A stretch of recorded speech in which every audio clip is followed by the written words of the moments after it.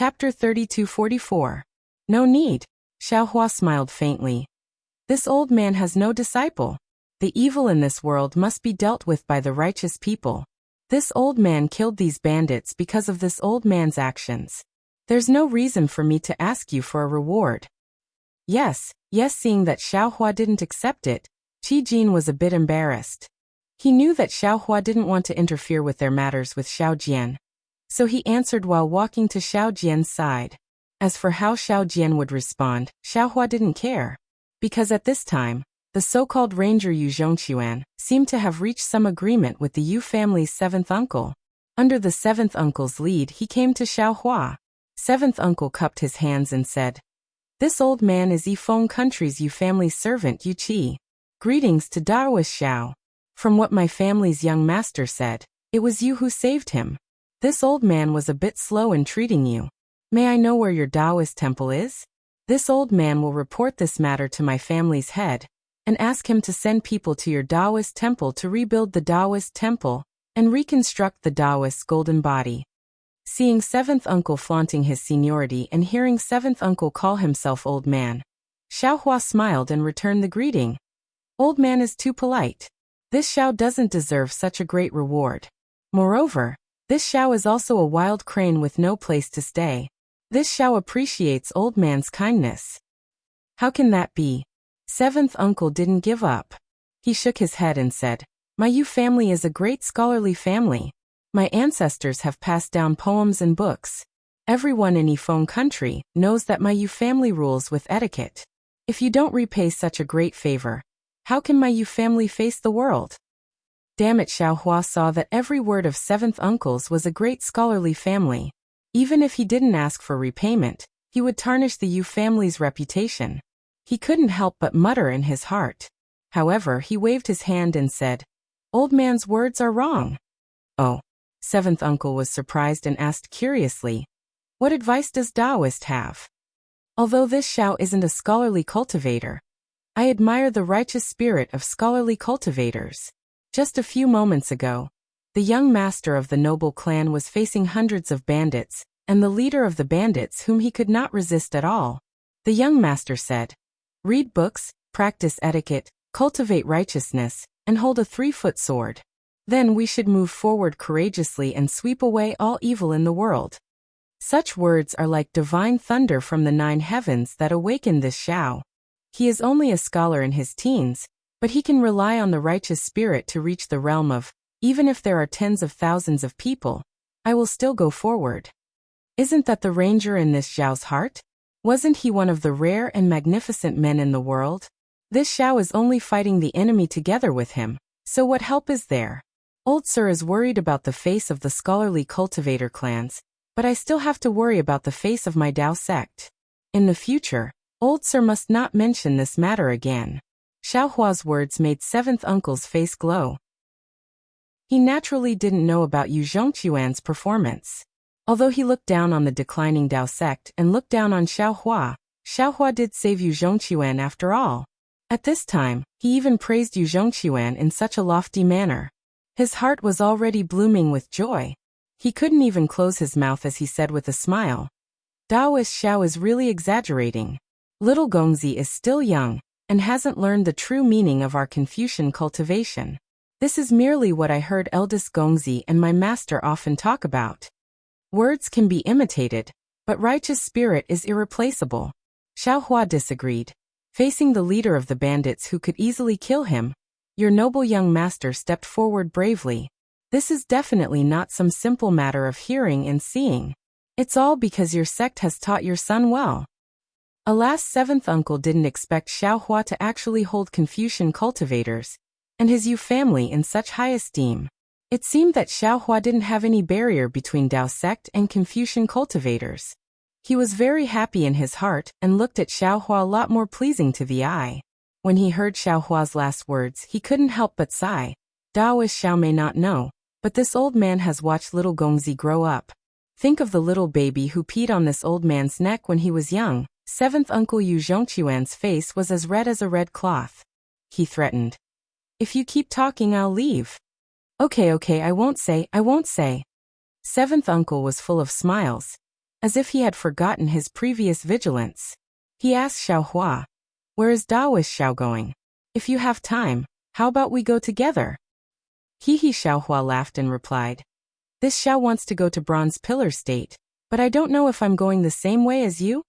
Before seventh uncle could speak, Yuanya walked back and handed over the clean magic wand to Xiaohua. He said respectfully, "Thank you for the weapon, Daoist Xiao." And Xiaohua took it and put it into his space. He looked at Yu Zhongquan and smiled. "Yuanya, this is Yu Zhongquan, the descendant of Yifeng State's great Confucian. You didn't see him when you were fighting just now. He actually dared to fight a bandit leader by himself. His courage is definitely out of the ordinary." "I'm Yu Zhongquan. Greetings, fellow Taoist." Yu Zhongquan had already seen Yuanya who fought the fat monk. Yuanya's bravery made him admire him. Now that he had the chance, how could he not know how to befriend him? He hurriedly bowed and said, "I'm Yu Zhongquan." Although Yuanya wasn't good with words, hearing Yu Zhongquan's courage, he also looked at him in a new light and hurriedly returned the greeting. However, after the two greeted each other, they didn't know what to say after a few words. The scene was quite awkward. Xiaohua waved his hand again. "Lui, Yuanya isn't good with words. Come over here. You're both young people. You should get to know each other." "Yes, Taoist priest." Lui didn't dare to move around in the carriage for fear of causing trouble. Now that he heard the call, he hurriedly slipped down from the carriage. Mighty in front of the carriages, there were already shouts from the escort agency. Obviously, they were about to set off again. Xiaohua smiled and said, "Old sir, please. Young people have their own topics. We have our own matters. How about we chat as we go?" Xiaohua was very concerned about the matter between Yu Zhongquan and Huang Yi. Naturally, he also looked at the people of the Yu clan in a new light. He really wanted to get to know Yu Zhongquan better. Of the two Yu clan guards who didn't announce their names, one accompanied Yu Zhongquan, while the other led Jue Feng, which Yu Zhongquan was riding before, over and asked seventh uncle to get on the horse. Seventh uncle lifted his leg and got on the saddle horse.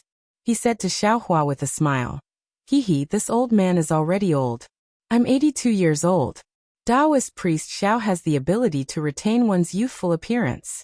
This old man can't see how old Taoist priest is compared to this old man." This Xiaohua was a bit hesitant. After thinking for a bit, he smiled and said, "Old sir's age is really not young. However, old sir's skills are vigorous and not inferior to ordinary people. Even if you say you're 60 years old, this Xiao would still believe it." "Ha ha ha," seventh uncle laughed heartily. This old man only received the clan head's generous gift to practice the clan's secret arts. Although I can't achieve great success and can't sweep away the demons in the region like the little Gongzi and the others, but when it comes to condensing qi and blood, there's no harm in moving nimbly. Otherwise, how could the heavy responsibility of following the little Gongzi fall on this old man's shoulders? Besides, this old man is nothing. My clan's previous clan head was over 100 years old, but he was still able to wield a 3-foot-long sword and kill the Xuanyang water bandits leader. That's what you call amazing. At this point, seventh uncle came to a realization and said with a smile, "That's right. At this point, this old man still hasn't asked for Taoist priest Xiao's name. Taoist priest Xiao also doesn't seem to have mentioned my age." Xiaohua sighed. Looking at seventh uncle's somewhat arrogant smile, he didn't know how to answer. It seemed that the so-called desire to win or lose wasn't only commonly seen in battles and gambling, it was also commonly seen in ordinary speech. It wouldn't wear out because of a person's age. Or perhaps seventh uncle felt that he didn't have Xiaohua's divine abilities and wanted to find a balance in these minor details. Xiaohua just couldn't answer this question. Even he himself didn't know his true age. If he counted from the Donrain continent's Shanghua Ming, perhaps he was close to 200 years old, right? However, even if Xiaohua said the most reliable and also the shortest age at this time, would seventh uncle believe him? "My surname is Xiao and my given name is Hua. This year." At this point Xiaohua faintly smiled. "I already don't know how old I am this year. I only know that the last time I went into seclusion was 100 years ago." At this point, Xiaohua suddenly remembered that he didn't know how long it had been since he entered the Eye of the Sea, and woke up in front of the river and tide temple several dozen days ago. Ah. Seventh uncle stared blankly, then immediately smiled and cupped his hands, saying, Taoist priest Xiao is truly a deity. This old man admires you. Ha ha ha. Xiaohua also laughed heartily and casually cupped his hands. He knew in his heart that seventh uncle's deity didn't mean that he was a deity in cultivation, but rather a deity who bragged. He didn't mind. Wasn't his true situation what Xiao Jian, this so-called Taoist priest, often bragged about? He also didn't need to explain anything to seventh uncle. The carriages continued to move forward. Lu Yuanya and Yu Zhongquan were chatting at the front.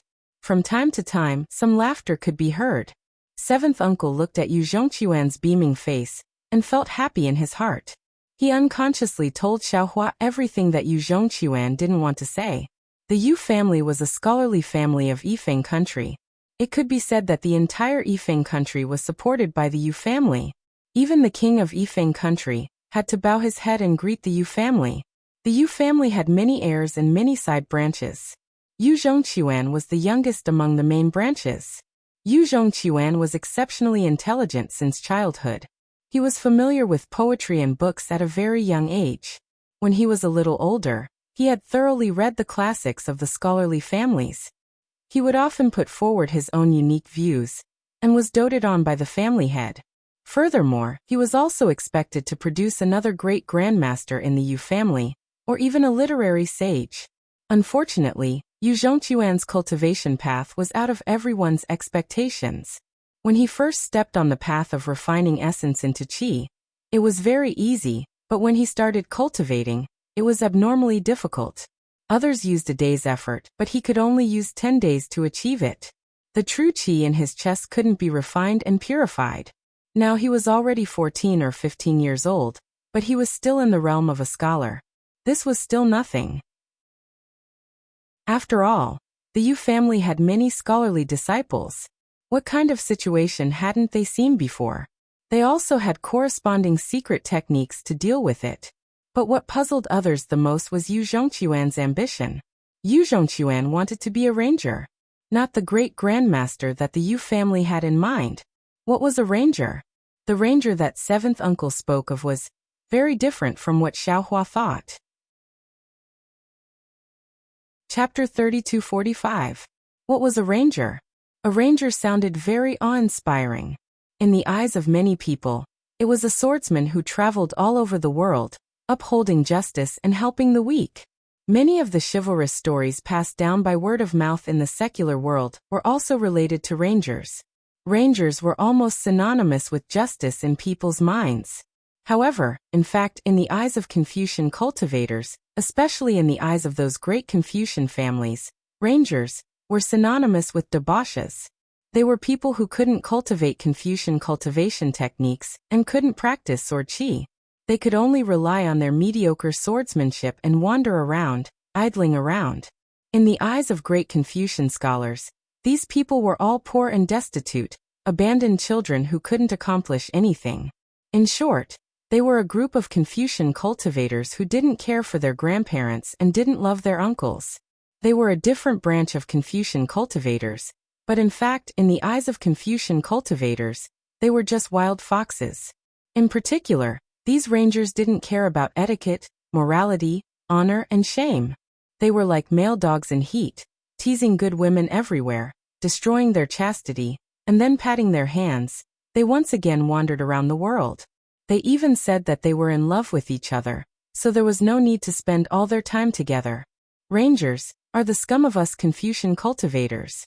Listening to seventh uncle's somewhat teeth-gnashing shout, Xiaohua almost thought that some of seventh uncle's women had an affair with the rangers. However, after listening to seventh uncle's words, he finally understood that it wasn't seventh uncle's personal grudge with the rangers, but a group of great Confucian families who followed the rules and regulations of this free and undisciplined lifestyle. Confucian cultivators are upright cultivators between heaven and earth. Oh, Taoist Xiao, it's not that this old man wants to slander your Taoist school, but Taoist school steals the essence of heaven and earth for their own use, not thinking of giving back to heaven and earth for marriage, which is exactly what we Confucian cultivators despise. The disciples of Confucian cultivators should read the books of the sages, know etiquette, know right and wrong, hold the outline of heaven and earth, and follow the rules of heaven and earth. Use the outline of heaven and earth to rule the world, conduct yourself properly, and don't use the thoughts in your heart to kill. Seventh uncle looked at Xiao Hua with some disdain and said, even if you want to eliminate evil and punish evil, you should use the methods of Confucian cultivators to punish, and not use your own evil.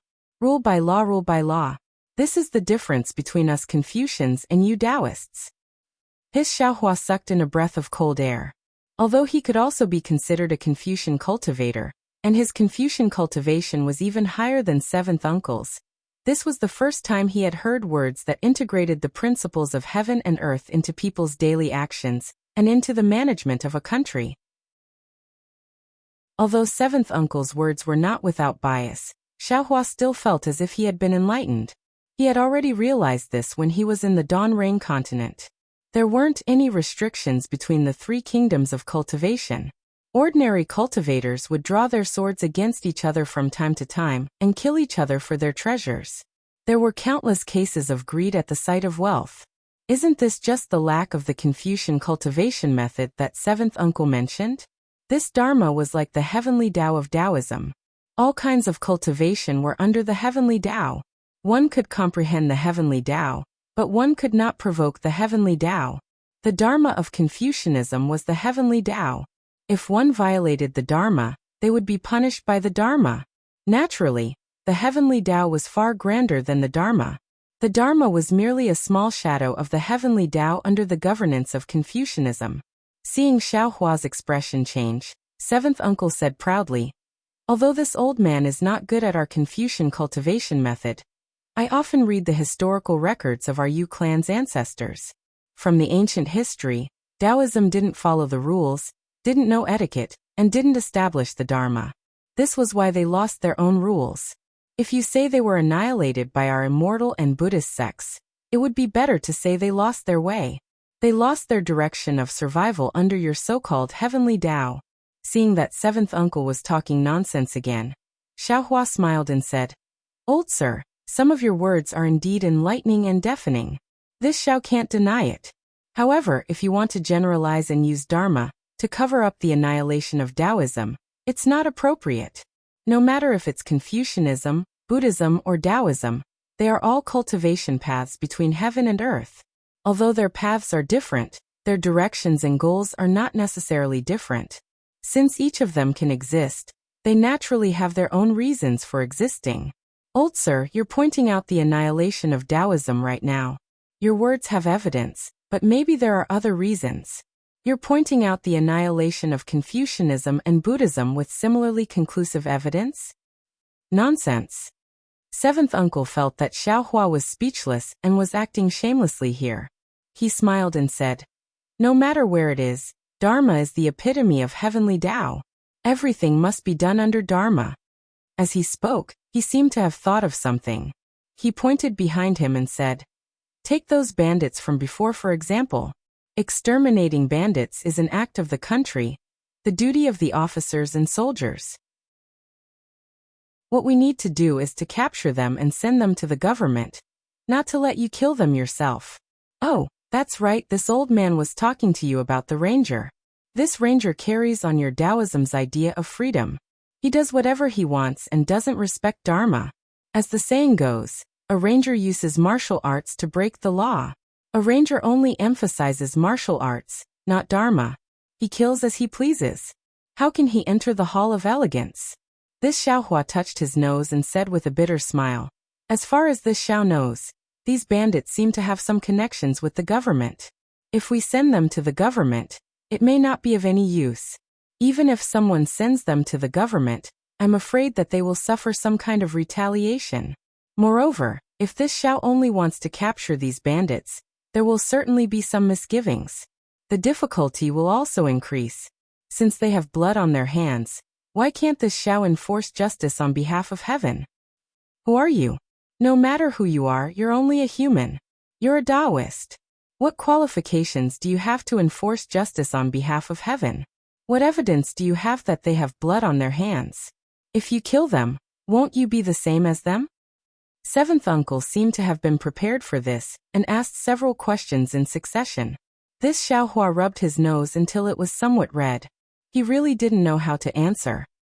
As for the government colluding with them, that's just your guess. Even if it's true, it's just the actions of some scum in the government.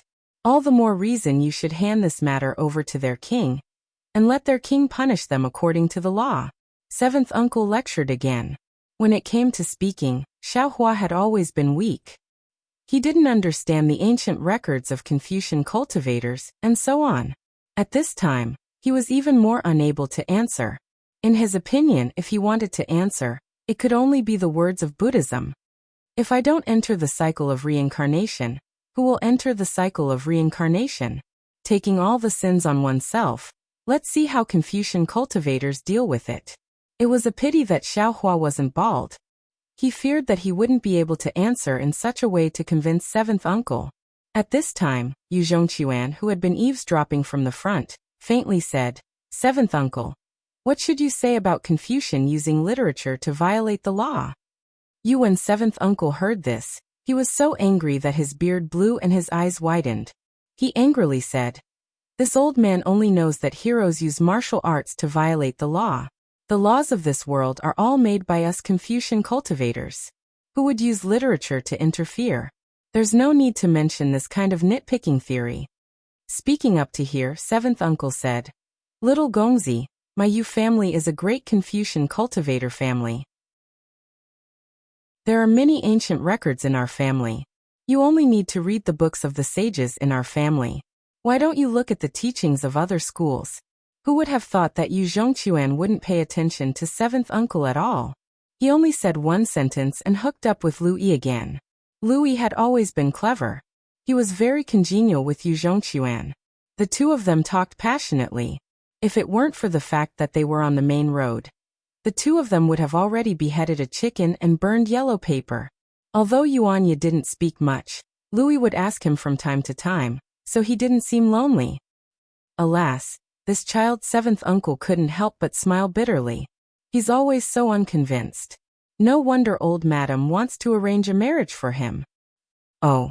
When he heard about Yu Zhongquan's marriage, Xiaohua's eyes lit up. He asked, "I wonder which family's young lady is worthy of your noble son?" When it came to good things in the family, seventh uncle couldn't help but show off. He didn't need Xiaohua to ask, and had already explained the matter clearly. Contrary to Xiaohua's expectations, this young lady's surname wasn't Huang but Chang. She was the descendant of a great Confucian family in Xian country. She was well matched with the Yu family. Although the two families had the idea of marriage, the children of the two families were still young and didn't mention the agenda. Now that Xian country had an urgent matter that required Yifeng country's help. In order to find a suitable reason, Chang family took the initiative to propose marriage.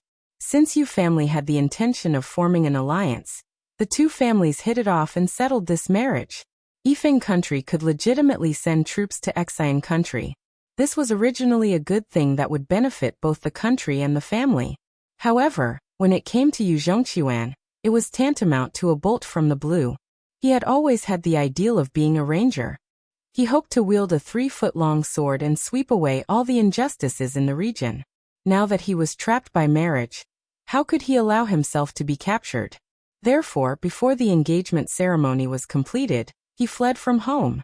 Yu family's old ancestor felt sorry for Yu Zhongquan, so he sent seventh uncle and 2 family guards to protect him. He also brought Zhue Feng along. When seventh uncle caught up to Yu Zhongquan, he naturally gave Zhue Feng to Yu Zhongquan, who knew that Yu Zhongquan would ride a horse and flee. Seventh uncle and the other 2 chased after him bitterly. If they hadn't been robbed by bandits, the 3 of them probably wouldn't have been able to catch up to Yu Zhongquan. Ha ha ha, with little friend Yu's character, as long as you practice a little more in the future, this Confucian cultivator's flying sword will definitely reach great success. Old sir doesn't need to be too worried. Xiaohua laughed heartily when he heard this and looked at Yu Zhongquan with interest.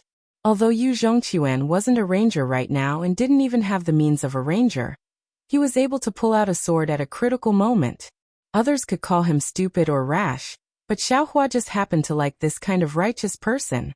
For this kind of person who would rather throw away his life for his own ideals, how bad could his character be? Hearing Xiaohua mention the Confucian cultivator's flying sword, seventh uncle sneered and said without any trace of politeness, Taoist priest must also have some magical powers, but do you know what the real magical powers of us Confucian cultivators are? It's not those people who hold a treasure sword, nor are it those swordsmen who step on a flying sword and spit out a flying sword to take a person's head from 1,000 miles away. It's those great scholars who set the universe with a single word and soar to the 9 heavens. My Yu family's little Gongzi didn't walk on the righteous path of Confucian cultivators, but why did he walk on the path of flying sword? Oh. Xiaohua raised his eyebrows and said curiously, I can understand a single word and soar to the 9 heavens, but what about setting the universe with a single word? Chapter 3246.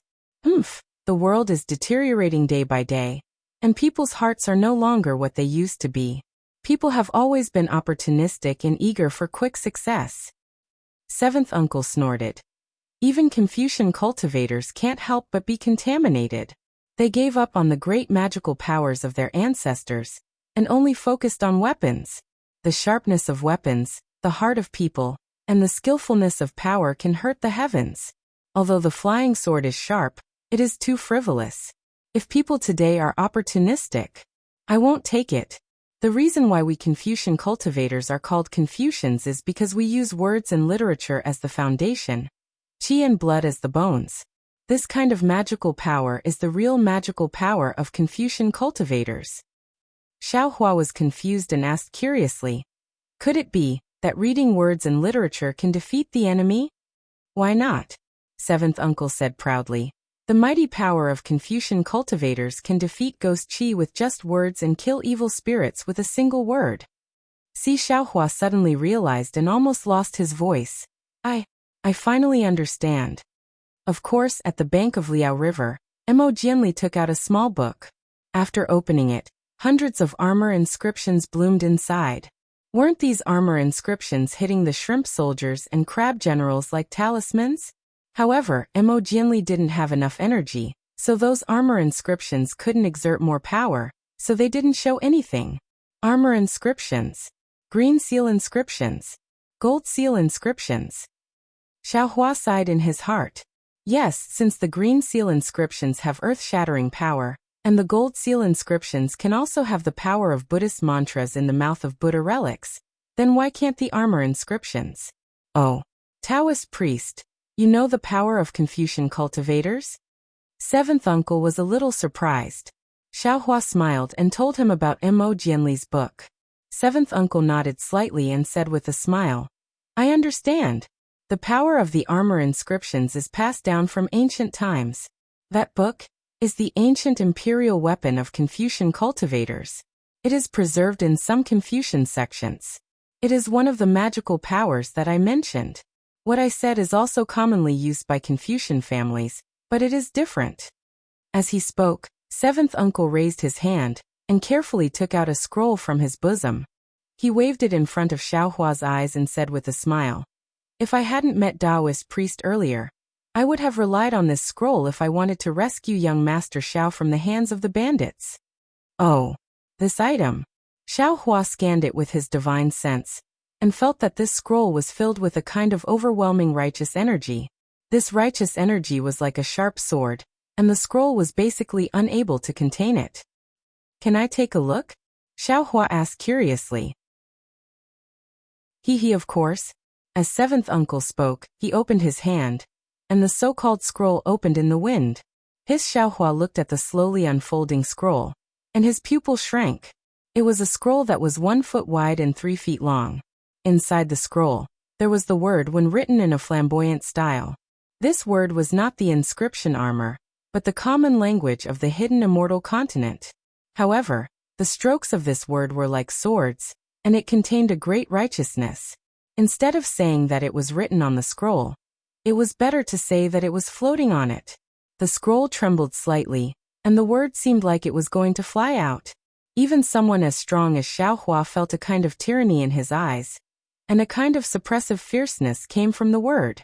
It was as if he was slightly unconvinced, it would fly out and attack. How is it? Seventh uncle smiled and said. Taoist priest doesn't seem to be an evil person. Otherwise, this scroll wouldn't need to be activated by qi or true qi, and it would automatically attack. If it was before, as long as I open this scroll, the bandit leader would definitely turn into ashes in this word. Xiaohua scanned the word with his divine sense, and a kind of strong repulsive force was born. He nodded and said, the power of Confucian cultivators really exceeded my expectations. This great Tao really is endless. I still have a lot to learn. Ha ha ha! Seventh uncle couldn't understand what Xiaohua was saying. How could he know that Xiaohua himself was also a Confucian cultivator? He laughed loudly and said, unfortunately, Taoist priest has already entered the evil path and is going further and further away.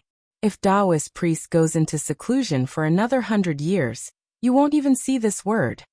It seemed that seventh uncle didn't believe Xiaohua's words of seclusion for 100 years. Ha ha ha, it seems like that's really the case. Xiaohua didn't expose him and laughed as well. He watched seventh uncle carefully put away the scroll. There was no greed in his eyes. Seventh uncle also seemed to have realized that his expression when looking at Xiaohua was a bit different from before. After all, with Xiaohua's cultivation level that could save Yu Zhongquan, it wasn't necessarily impossible for him to snatch this scroll. Seventh uncle's heart, which had been worried for a long time, finally calmed down. After talking for a long time and walking for a long time, it was time to rest. The Yu family's guards had already prepared some dried meat and offered it to Yu Zhongquan and seventh uncle. Seventh uncle naturally gave it to Xiaohua politely, but Xiaohua only smiled and shook his head. As for Yu Zhongquan, he naturally wanted to share the dried meat with Yuanya and Lu Yi, but he only saw the two shaking their heads. Yu Zhongquan was surprised and asked in a low voice. Lu Yi originally lied perfunctorily, but after hearing Xiaohua's voice transmission, he didn't hide it and whispered to Yu Zhongquan. Yu Zhongquan's eyes lit up and he looked back at Xiaohua several times. Xiaohua smiled and waved at Yu Zhongquan, hinting him to come over. Yu Zhongquan was also very generous. He walked over and bowed. Immortal Master, I heard that Taoists have immortal fruits that can stop one from eating for several days. I always thought that it was just a legend. Although I'm a great Confucian cultivator, after cultivating to a certain extent, I can also transcend the mortal world, but... Little Gongzi, seventh uncle smiled and said, I don't know whether Taoists have such things or not, but I know that Master has already cultivated to the point where he doesn't need to eat. If you cultivate diligently, you can also achieve it. Grandpa is so hungry that he's skin and bones. In my opinion, it's better to eat more. Yu Zhongquan said disdainfully. Little Gongzi's seventh uncle felt a bit embarrassed and said anxiously, How can you say that about Master? Xiaohua naturally knew Yu Zhongquan's thoughts. Now that he was very rebellious, not only did he think that his little wife who hadn't married him was bad, he also thought that everything in his family was bad. He didn't cherish anything that Confucian cultivators had. Otherwise, he wouldn't have given up everything to become a ranger. Hee. Xiaohua waved his hand and took out 2 spirit jujubes and handed them to Yu Zhongquan. He said with a smile, These things are just snacks for me when I'm not hungry. Hee, thank you, Immortal Master. Yu Zhongquan took them and immediately put them to his mouth. He seemed to have heard Lu Yi say that he could only eat them in small bites. However, he didn't eat them yet. He immediately handed the other spirit jujube to seventh uncle and said, Seventh uncle, can you taste it for me first and see if it's poisonous? Seventh uncle was originally very dissatisfied with Yu Zhongquan calling Xiaohua Immortal Master, but seeing Yu Zhongquan being so filial, the dissatisfaction in his heart had already dissipated. He hurriedly waved his hand and said, Little Gongzi, if you like it, you can eat it yourself. Don't. Yu Zhongquan shouted. You came to protect me. If I accidentally take poison, how will you explain it to your family? You should eat it first. Okay, seventh uncle's eyes were a little moist. He took the spirit jujube and was about to put it into his mouth.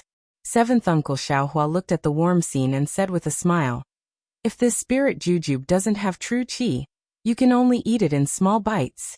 You can use the Confucian cultivation method to refine this spirit jujube. Of course, I don't know if it's possible. This seventh uncle was stunned. He classified Xiaohua as a swindler. Just now he earnestly taught him for a long time. Who would have thought that at this time he would actually take out a spirit jujube? Seventh uncle knew what a spirit jujube was, but the Yu family was a Confucian family, so they were somewhat repulsed by Taoism. He always felt that using a spirit jujube was a heretical method. How could he take this kind of thing?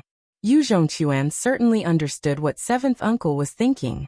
He didn't care about it. He picked up the spirit jujube and took a small bite. While savoring the fragrance of the spirit jujube, he also felt the impact of the spirit jujube in his body. Wow! After a moment, Yu Zhongquan extremely exaggeratedly shouted, "Seventh uncle, if you don't eat it, you will regret it. This is even more delicious than the dragon saliva pear of Green Lotus Mountain." Seventh uncle only smiled and said, "If that's the case, why don't you thank Taoist priest?" Yes, thank you Taoist priest," Yu Zhongquan hurriedly said. His eyes were still staring at Xiaohua's sleeve. Looking at his greedy appearance, this was the temperament of a 14 or 15-year-old youth. How could he be a rebellious youth who left home to travel without permission? "I still have some. I'll give them to you together." Xiaohua was somewhat amused. With a wave of his hand, he took out a small handful and handed it to Yu Zhongquan. "But these things can't be eaten often." "Ah, why?" Yu Zhongquan was wild with joy. He didn't understand why this Taoist priest, who he didn't know, was so fond of him. Xiaohua said in all seriousness, "It's very simple. Because after eating these you won't want to eat the food of the secular world. You can't fast, so in the future, won't you starve to death?" Haha, this kid knows. Yu Zhongquan laughed heartily. He felt that Xiaohua's words were very interesting. He took these spirit jujubes and ran to Lu Yi and Yuanya's side, giving 2 or 3 to each of them. Xiaohua looked at seventh uncle again. He had already hidden the spirit jujubes, so Xiaohua didn't mention this and casually chatted with seventh uncle about Confucian cultivation. Seventh uncle seemed to have also seen Xiaohua's extraordinariness. His words in the future were not lacking in respect. Of course, regarding the secrets of Confucian cultivation, especially the appearance of the Chang family's little miss, seventh uncle avoided them deeply. Xiaohua couldn't ask more even if he wanted to. Very quickly several days passed. Ahead of them, there was a fork in the road. One road went north, the other went east. The Sunhai Trading Company's caravan was going north, which was the capital of Jiasa country, and the road to the east was going to Bronze Pillar country. Xiaohua naturally didn't want to go to Jiasa country's capital. He was somewhat anxious to go to Bronze Pillar country. He wanted to see the situation of the auction and see if there was anything he needed. Xiao Jian originally wanted to go to the auction, but now he had lost interest. He wanted to go to Jiasa country's capital to see the excitement. However, when he heard seventh uncle of the Yu family say goodbye to Xiaohua, saying that he wanted to go to Jiasa country's capital to visit the Yu family's relatives, Xiao Jian immediately changed his mind. Ever since he met Yu Zhongquan, seventh uncle talked with Xiaohua while sizing up the surroundings. Xiao Jian was immediately listed as a swindler by seventh uncle. Chapter 3247. At first, seventh uncle was abnormally vigilant toward Xiaohua, and he was even more aggressive toward Xiao Jian. However, after several encounters, Xiao Jian distanced himself from seventh uncle. Other than Yuanya, who would sometimes approach Xiao Jian to greet him, only Qi Jin would often strike up a conversation with Xiao Jian. In short, Xiao Jian was very lonely on this journey. It was as if he was walking on pins and needles. It was uncomfortable, as if there was a pair of eyes behind him that wanted to see through him. Now that he had the opportunity to get rid of these eyes, how could he not cherish it? After Xiaohua and the others bid farewell to everyone, the one who was reluctant to part was Yu Zhongquan. Xiaohua was really too good to him. Not only did he give him a lot of spirit jujubes, he even obtained a chant from Lu Yi for fasting. With Yu Zhongquan's intelligence, how could he not know that this was Xiaohua's tacit approval? If Xiaohua wasn't a Taoist cultivator, Yu Zhongquan would almost think that Xiaohua wanted to take him as a disciple. Even the thought of Xiaohua's little daughter growing up appeared in his mind. Looking at Yu Zhongquan and Lu Yi hugging each other as they bid farewell, Xiaohua smiled. Since he met Yu Zhongquan again, would he let him slip away? It's just a family of Confucian cultivators. Once he recovered his cultivation, he didn't need to do anything else. As long as he gave Yu Zhongquan a pair of ranger wings, wouldn't Yu Zhongquan obediently follow him? Huang Yi Xiaohua turned his head and looked at the depths of the sky. This Xiao doesn't know where you are, whether it's the Netherworld or Xiaoyu continent. This Xiao also doesn't know whether this Yu Zhongquan is the Yu Zhongquan you're talking about. However, this Xiao was able to meet him. This Xiao has benefited a lot from you. In the future, this karma will fall on him. If the 9 heavens were in the 9 heavens, Xiaohua suddenly laughed. If the 9 heavens were in the 9 heavens, wouldn't Huang Yi have already flown into a rage? Yu Zhongquan's little wife was actually a descendant of the great scholar surnamed Chang, and not Huang Yi. Xiao Jian finally came back to life. He was no longer as lifeless as before. He urged his horse beside Xiaohua and whispered something. Apart from a smile, there was respect on his face. He now understood that Xiaohua was definitely an unfathomable Taoist senior, not a spy like he thought from the beginning. Moreover, the word unfathomable was truly unfathomable. It wasn't the kind of word that he used to brush off others. However, after walking for more than 10 days, the surrounding scenery gradually changed. There were more and more low houses, more and more villages with smoke rising from chimneys, and even the road was much smoother and more spacious. Xiao Jian still didn't mention anything about the spirit jujube, as if he had never seen it before. Every once in a while, he would ask Yuanya to find some food for him to eat alone. Even his past and his wasted Taoist cultivation were not mentioned at all. This kind of stubbornness made Xiaohua admire him, and some of the hatred from before lessened. Actually, humans were very complicated and had many sides. No matter what Xiao Jian's character was like, he would always have some good points. After more than 10 days, Xiaohua and the others arrived in front of a large city. This large city was more than 10 zhang high, and the city walls were made of several feet of green bricks. There were some mottled brownish-black color in the gaps between the bricks, and there were also some dark green moss. The entire city wall wasn't particularly flat, and there were many potholes on the brick surface. The potholes were big and small, and the big ones were several feet wide, covering several large stones. The small ones were the size of a thumb and several inches deep. Between these potholes, there were hair-thin cracks connected together. In addition to the thick brownish-black color accumulated in the gaps between the bricks, the potholes on the city wall were also the same color, giving off a heavy feeling. In particular, in this dusk, the dusk revealed itself from the ground and reflected on the city wall. The light and shadow were like a sad note on the city wall. On top of the city wall, there were many banners that stretched for miles. The flagpoles of these banners were as thick as a bowl and 1 zhang high. The flags on the flagpoles were also several feet wide, and there were totems of birds and beasts drawn on them. There were also words such as Bronze Pillar Country and Sioux written on them. These banners fluttered in the wind, and there was a feeling of golden drums being beaten. Along with the dong dong dong sounds of drums, there were people wearing battle armor and holding spears on the city wall. They quickly ran along the city wall to change positions, giving people the illusion of war. "Father, our city is so high." A childish voice sounded from Xiaohua's side. Xiaohua shifted his gaze away from the city wall, and he saw a 3-year-old child riding on the neck of a burly man, crying out in surprise. "Yes. Niu this is my Bronze Pillar Country's capital. This is also what father told you before, the capital that even under the joint attack of 40,000 soldiers from 3 countries, they still couldn't take it." The burly man said in a loud voice. "Boy knows." The child's clear voice replied. "They besieged our capital for 10 days and 10 nights, but they still couldn't break through the city wall. In the end, our king led a large army back to the capital and used 8,000 soldiers to defeat the enemy, causing them to flee. Look at the marks on the city wall. They were all made by stones in the past. Those rocks are falling like rain. Only the cities and soldiers of my Bronze Pillar Country can withstand such a ferocious attack." The burly man said and looked up at the soldiers running back and forth on the city wall. He said regretfully, "It's a pity that it's war now, otherwise father could bring you up to the city wall to take a look." "It's okay, father. Boy will also join the army when he grows up.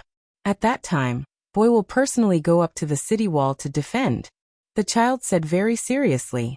"Haha, not bad. This is my Bronze Pillar country's child. I'll be waiting for the day you'll be on guard duty in the capital city." The man laughed heartily as he carried the child toward the city gate that was several feet wide. He Xiao Jian laughed coldly. "Bronze Pillar country is so militaristic. The capital city is nothing more than this." "Dao Master Xiao is right." Louis stood up on the carriage and said with a smile. "This kid has been to a few countries' capital cities before. This Bronze Pillar country's city cannot be considered the highest or the biggest." "That's right, although this city is over 10 zhang tall. Xiaohua had seen Tongmu City, Xintian City and so on. Which one of them is not 10 times bigger than this city? This kind of small mortal city really cannot enter his eyes." However, the mottled marks on the city wall are all made of blood and meat paste, making Xiaohua sigh. As for Yuanya, he probably doesn't care about city walls at all. "Xiao Jian, the city doesn't have a name?" Xiaohua looked at the 3 words Bronze Pillar Country above the city gate and unconsciously frowned. Reporting to Immortal Elder Xiao Jian said with a smile, "According to the rules of the hidden immortal continent, the capital city does not have a name, only the country's name. On the contrary, other cities have their own names." "Oh, so that means this capital city is originally Bronze Pillar Country?" Xiaohua smiled. "This custom is really interesting." "Yes." Xiao Jian raised his hand and said, "The king of the Bronze Pillar Nation lives in this capital. The Bronze Pillar Nation's royal palace is also there, and so are the civil and military officials. As long as the capital city is captured, the Bronze Pillar Nation will fall. It's normal to say that this capital city is the Bronze Pillar Nation. There are rivers all around this capital city. Is this used to protect the city?" Xiaohua pointed again and frowned. "Is this kind of defense useful?" "Immortal Elder should know that this is called a city moat." Xiao Jian explained. "The city moat can separate the city from the enemy's cavalry, heavy infantry and so on, preventing them from directly facing the enemy. Moreover, there is a lot of river water in this moat. Some of it is poisonous water, some of it is fire water. Wanting to pass through this moat is not easy. This Bronze Pillar country's moat is relatively wide. Ordinary catapults are unable to get close. Those huge rocks that hit the city walls are also powerless. It is said that in Bronze Pillar country's moat there are man-eating fish beasts. That year when the 3 countries besieged the city, thousands of people died in the moat. Actually, Xiaohua hesitated and said, "This moat is nothing in this Zhao's eyes." This Xiao remembered that you once said that Bronze Pillar country was ruled by Confucian cultivators. Confucian cultivators have countless methods. This moat is of limited use. Just like the so-called 3 countries besieging the city, as long as someone flies up and attacks, the city will not be destroyed. Immortal Elder. Xiao Jian laughed. This Bronze Pillar country is ruled by Confucian cultivator aristocratic families, but these aristocratic families are not necessarily in charge of this country. There are even other countries. The Confucian cultivator aristocratic families do not care about the wars between these countries. Moreover, even if the wars between different countries are fought, the ones to bear the brunt are the Confucian cultivator aristocratic families behind the scenes, not the city. As long as these Confucian cultivator aristocratic families have an agreement and compromise with each other, there will be no talk of attacking the city. Only when the Confucian cultivator aristocratic families are unable to coordinate will they attack the city. In fact, only when 2 Confucian cultivators are equal in strength will they start fighting. The 3 countries besieging the city that the man spoke of. As far as this junior knows, there were 3 smaller Confucian cultivator aristocratic families that wanted to replace the Confucian cultivator aristocratic family with the surname Su. So the 3 families in 3 countries attacked the Bronze Pillar country. As for the end, it seems that the Su family invited another great Confucian cultivator to settle the war. As for what that man said about the king leading the army to save the city, that is a skillful rumor. And this old man understands. Xiao Hua nodded slightly. In this world, when things reach the ears of the common people, how can there be any truth? While they were talking, a group of children holding small lanterns ran out of the city gate, shouting happily. These lanterns were all made of green lotus leaves, and the places they illuminated were either square or oval. However, they were all painted with a green and white color, making the lanterns look like lotus flowers. Seeing this scene, Xiao Jian was stunned and sighed. AI, today is the Hungry Ghost Festival. Time really flies. Hungry Ghost Festival? Xiao Hua naturally did not know what the Hungry Ghost Festival was, but he did not ask too much. After all, it was fine if he did not know about the Bronze Pillar country. It was just that he had cultivated for a long time and did not step into the mortal world, so it was not a big deal. If he did not even know about the usual festivals, then there would be a problem with Xiao Hua's origin. Xiao Hua did not want others to have any suspicions. Chapter 3248. Let's go, we'll enter the city. Xiao Hua looked at the setting sun and waved his hand. This large city was the capital of the Bronze Pillar country, so the interrogation was naturally strict. When the four of them arrived at the city gate, they were stopped by the soldiers guarding the gate. The Bronze Pillar country was founded by Confucian cultivators, and did not respect Taoism. Xiao Jian was sweating profusely from the questioning, but fortunately his official documents were normal, and everything in the country of Xi was normal. After spending some money, they successfully entered the city gate. As soon as they entered the city gate, the liveliness in front of them was different from the outside. Outside the city gate, there were only villages, simple and plain like what Xiao Hua and the others saw. After entering the city gate, it looked like there were also villages and rivers, but whether it was the people's clothes or temperament, it was different from outside the city. In particular, these villages did not have the same smoke as outside the city. Only a few places had some smoke, but most places did not have any smoke. On the side of the river, there were many children who were excitedly throwing fist-sized lanterns into the water under the guidance of the adults. They wanted to watch the lanterns float down the river. Unfortunately, most of these crudely made lanterns sank to the bottom of the river as soon as they touched the water, causing the children to cry out in pain. These are the manners of the wealthy families in the suburbs of the Bronze Pillar country. Seeing that Xiao Hua was looking at the surrounding mountain villages, Xiao Jian said indifferently, "They have a large amount of wealth in their hands and want to live a leisurely life in the countryside. However, they cannot truly move out of the city, or even to other towns. They will draw a plot of land at the edge of the capital and live the life they want." After another hour of riding on horseback, the road beneath their feet had been replaced by bluestone slabs. The trees on both sides were neatly arranged, and lanterns were hung on the trees. From afar they looked like twinkling stars.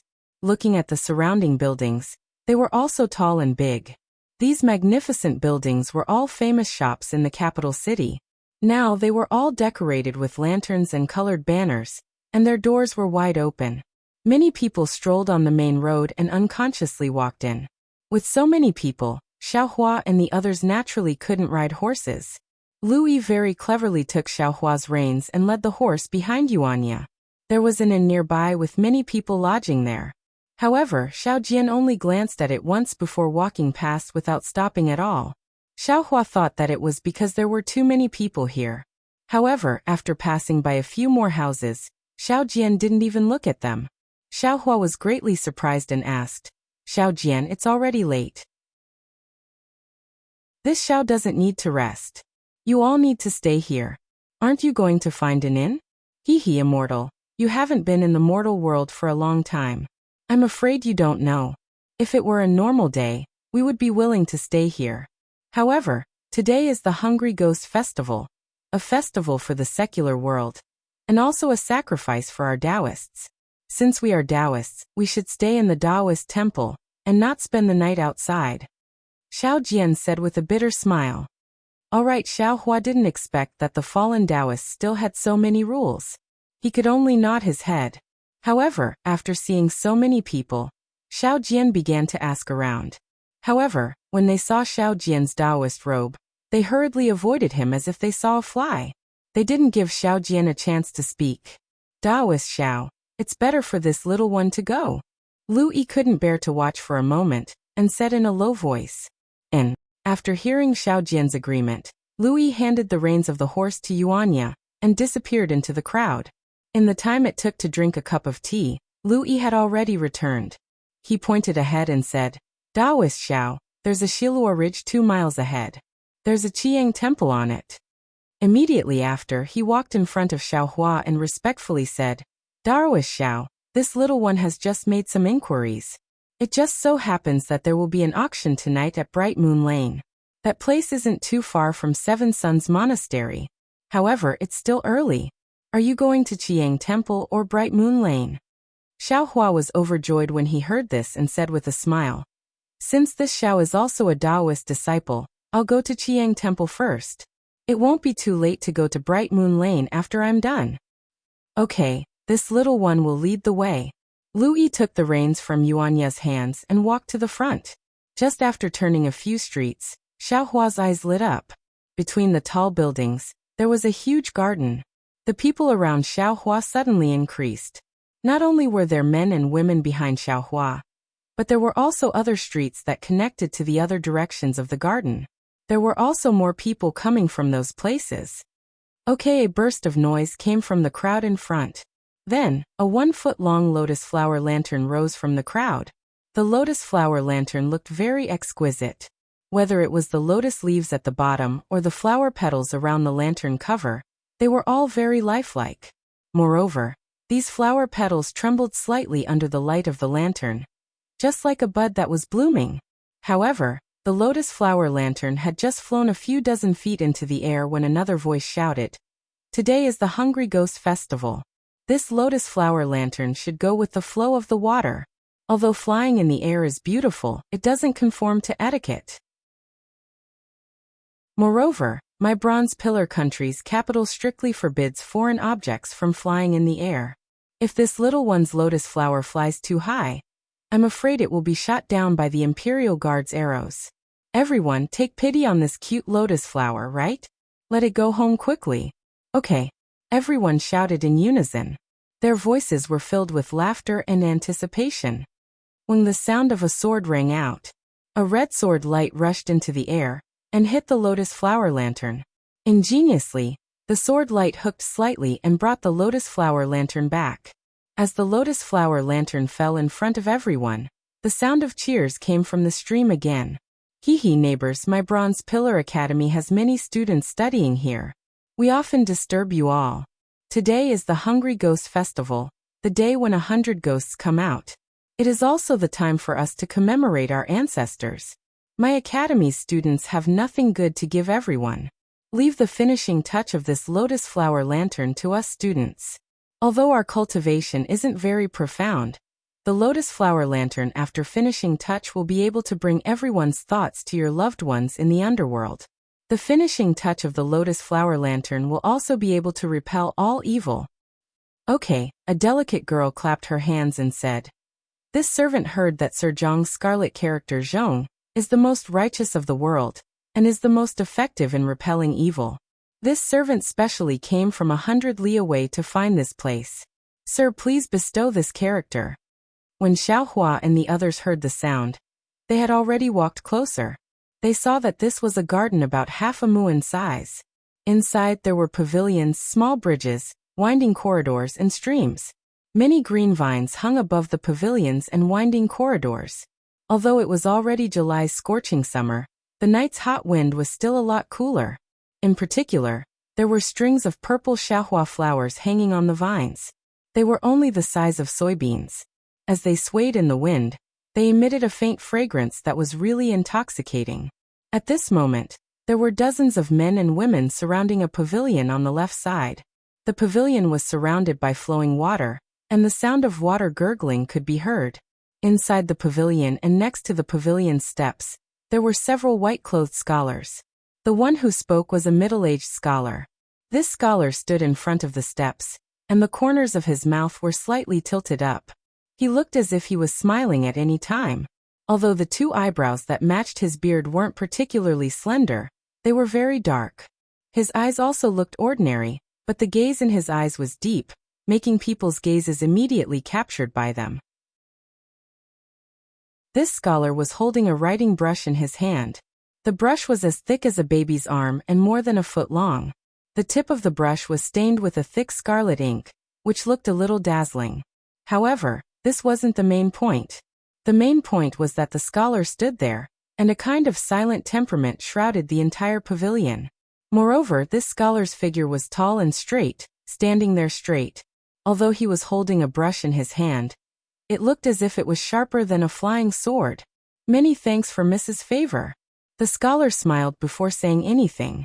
His dark eyes opened, causing a woman on the winding corridor opposite to blush. Please bring Mrs. Lotus Flower Lantern. This Jiang will give you the finishing touch. He without waiting for the girl to speak.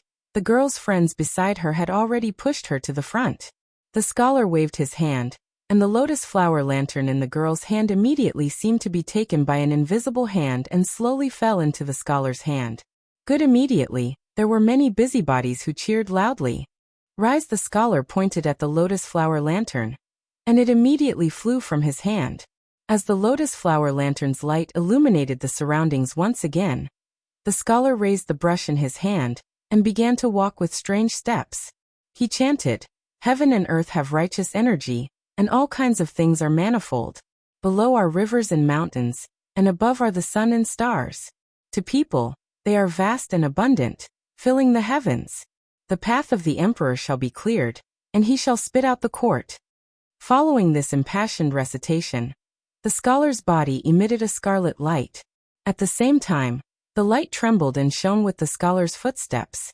Finally, it slowly fell on the scholar's brush, and the scholar's final words were heard. "Spit out the court." With a shout, the scarlet light between the brush and the brush shone brightly. In the instant the brush flashed, the scholar placed the brush on the lotus flower lantern. The light covered the lantern's light, and when the light disappeared, the lantern's light was revealed again. A scarlet, one character appeared on the lotus flower lantern. The one character was like a golden hook, and every stroke was like a sharp sword. An unconcealable sword intent was emitted from this character. Good, the girl couldn't help but clap her hands in cheer. "Miss, please keep this lotus flower lantern well. If you miss your loved ones, can you personally place this lantern in the stream?" The scholar with the surname Jiang put away the brush and said with a smile, "When the gate to heaven and earth opens at midnight, the people you miss will definitely see it and will definitely visit you in your dreams." Chapter 3249. Thank you, Mr. Jiang. Seeing the lotus lantern falling from the sky, the girl hurriedly grabbed it and said with a smile, "I want to put Mr. Jiang's calligraphy at home to suppress evil. I can't bear to let it flow in the stream." The girl's emotions were clearly very rich, and her expression could be considered naked. However, Mr. Jiang smiled and cupped his hands. "No matter what, I hope Miss will have a wonderful Hungry Ghost Festival." Mr. Jiang, for a moment, many men and women shouted, wanting Mr. Jiang to add the finishing touches to their lotus lanterns. "Haha. Thank you for your support. This Jiang is just an ordinary person in the academy. This Jiang has many martial brothers, and their cultivation is not inferior to this Jiang's. Everyone, don't worry." Mr. Jiang laughed and waved his hand. Many lotus lanterns flew out from everyone's hands and landed near the pavilion. Not only in front of Mr. Jiang, but also in front of the other students. Xiao Hua and the others were not too close to the pavilion, but when many lotus lanterns flew up, the bright lights still illuminated them. Mr. Jiang's gaze was like lightning, sweeping past the four people. When he saw Xiao Jian's Taoist robe, he unconsciously paused, and a strange expression flashed.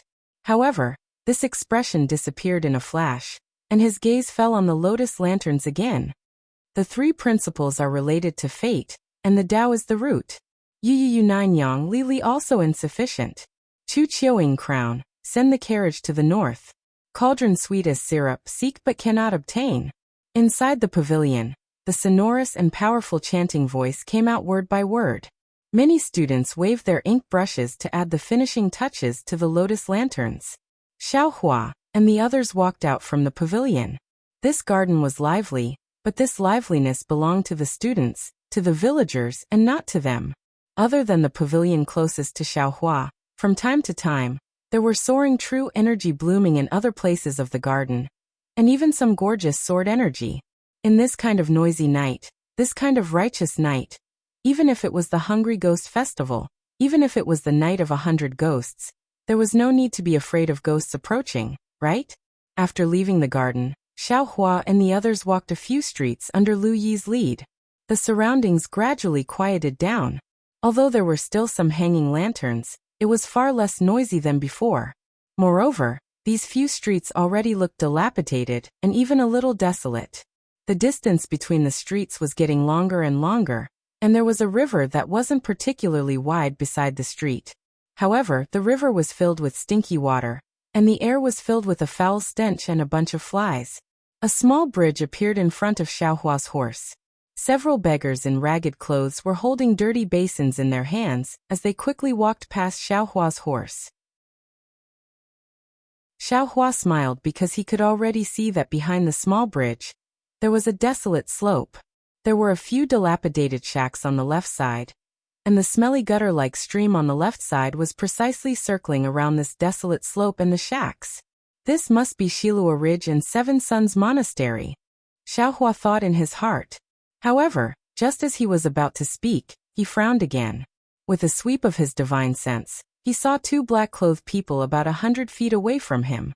They were quickly passing through a pile of ruins. They were using Qinggong to run into the distance. Oh, these people. Could they be the local? Xiaohua's divine sense only swept a little, but he didn't know why these people had aroused his vigilance. After thinking for a moment, he asked, Lu Yi, is there any organization similar to the Cloak Gang in the Copper Pillar country? There is. Lu Yi replied without hesitation. Black Wind Sect. Oh, isn't this the capital of the Copper Pillar country? How can such evil people exist? Xiaohua withdrew his divine sense and asked curiously. Without waiting for Lu Yi to speak, Xiao Jian coldly said, Senior Immortal should know that since ancient times, officials and bandits have been one family. Not to mention the borders, they exist in any country's capital. En Xiaohua nodded slightly and pointed with his finger. Let's go.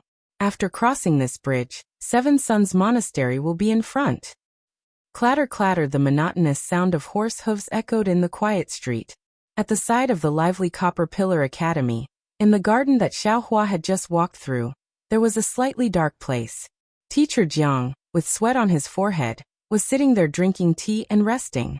With a sound of a flying sword, an inch-long flying sword landed in front of Teacher Jiang's eyes. Teacher Jiang frowned and looked left and right.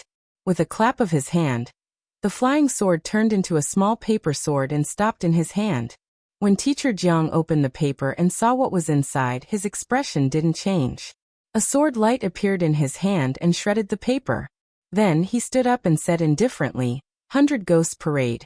100 Ghosts Parade. Hearing that the Seven Suns Monastery was right in front of him, Xiao Jian patted the horse beneath him. The horse quickened its pace and climbed onto the small bridge that wasn't too tall. At this moment, the full moon in the sky had yet to rise and the small bridge was a little blurry in the night. When Xiao Jian climbed onto the bridge, he realized that the other side of the small bridge was very low-lying. It was a vast expanse of darkness, and there were occasional flickers of light. It was completely different from what he had seen before. Let's go there. Xiaohua pointed at the left side of the bridge. There was a dim yellow light there, but it wasn't obvious. All the Taoist temples in the world are one family. Xiao Jian sighed. Although the capital of Copper Pillar Nation is prosperous, Seven Suns Monastery and Longevity Town's Jiangchao Monastery are no different. When everyone got close to the dim yellow light, they saw a door blocked by a pile of broken tiles. This door was about 1 zhang wide and 2 zhang tall. However, Xiao Jian lost interest after a glance. There was no other reason, other than the fact that it was several times bigger than the Jiangchao Monastery's door. The entire Seven Suns Monastery's door looked as though someone had moved the entire Jiangchao Monastery's door over. The paint on the door was dry, like the scales of a river fish that had been scraped off. Some fell off, some hung there. Even the door that was open was like the Jiangchao Monastery's door. It was slanted and looked as though it was about to fall off the axle. Of course, on the two sides of the door, there were two big red lanterns with holes in them. On the door, although it was very clean, the words Seven Sons Monastery were still blurry. This told Xiao Jian that he wasn't dreaming of Longevity Town. Slow down, slow down. Xiao Jian had just walked to the front of Seven Sons Monastery when he heard an unusually benevolent voice. Although this voice was old and hoarse, it was extremely clear in the night sky and wind. Benevolent Lord, please eat slowly. If it's not enough, there will be more. Xiao Jian looked over in confusion. Right in front of Seven Sons Monastery, there was a big iron pot. Inside the iron pot was steaming hot porridge. In front of the iron pot, there were more than 10 beggars in ragged clothes. There were old and young beggars, and there were even a few women carrying babies on their backs. These beggars, without exception, all had their gazes on the porridge. They licked their dry lips and swallowed their saliva without concealing it. A sickly youth with a face full of stains received a bowl of porridge. He didn't care that the porridge was scalding hot, and immediately drank a mouthful. Behind the iron pot, there was a short old man holding a wooden spoon in his hand. He hurriedly said to the youth. Under the light, the old man's smiling expression was as though he was looking at his own anxious grandson. Xiao Hua had already dismounted from his horse and walked behind Xiao Jian. His gaze was different from Xiao Jian's. It didn't land on the porridge, but rather on the old man. This old man was about 60 years old. His back was a little hunched, and he wore a slightly loose Taoist robe. This Taoist robe didn't seem to have any luster under the light. It was obvious that it had long been worn out. The old man's sparse white hair was neatly combed and tied into a small Taoist crown on his head. The old man was very hale and hearty, and he had a sage-like appearance. However, in Xiao Hua's eyes, this old Taoist was no different from an ordinary person. Not only did he not have any magic power, he didn't have any Taoist cultivation. Good people. The old Taoist's gaze moved away from the youth and he said apologetically, "This porridge has just been cooked. Originally, I wanted to wait for it to cool down before taking it out. However, I was afraid that you would be hungry and wait for a long time, so I hurriedly took it out. Everyone, after serving it, let it cool down a little before eating. Today is the Hungry Ghost Festival. I don't have much food, but I still have this porridge. It will definitely be enough." "Thank you, Taoist," these beggars said weakly. It was obvious that they were really hungry. Some of them had already heard the sound of Xiao Jian's horse hooves and raised their eyes to look at Xiao Jian's group. The old Taoist's ears didn't seem to be working well. He didn't hear the sound of horse hooves, and continued to use the spoon to scoop up a spoonful of porridge from the iron pot. His arm was trembling as he poured the porridge into the broken bowl of another beggar, who had already stretched out his arm. When Xiao Jian jumped down from his horse, his figure flashed past the old Taoist's eyes. Only then did the old Taoist realize that someone was approaching. Turning his head, he saw Xiao Jian's Taoist robe. Joy flashed across the old Taoist's eyes as he called out, "Immeasurable Taoist, fellow Taoist is here? I am Xiao Jian. Greetings, senior." Xiao Jian placed a palm in front of his chest and bowed respectfully. "I don't dare. This old Taoist, Dao Shan, is only a few years older than you. I can't be considered a senior." The old Taoist didn't put down the spoon in his hand and returned the greeting with one hand. "Fellow Taoist Xiao, please wait for a moment. Once this old Taoist has given the porridge to these good people, I will invite fellow Taoist into the temple for a chat. Senior Dao Shan, please go ahead first." Xiao Jian looked at the door behind the old Taoist in bewilderment. He didn't understand. This Seven Sons Temple's door was so big, shouldn't it have some disciples? Could it be that this Dao Shan was even worse off than him? He didn't even have a disciple? The old Taoist naturally saw Xiao Hua, and the others behind Xiao Jian. However, seeing that they were all young, he thought that they were Xiao Jian's disciples. He smiled kindly and scooped porridge for the beggars. However, after a short while, the old Taoist's arm trembled even more violently. Chapter 3250. Xiao Jian couldn't help but ask, "Senior, you're already old. Why do you have to do everything yourself? Why don't you just leave these things to your disciple?"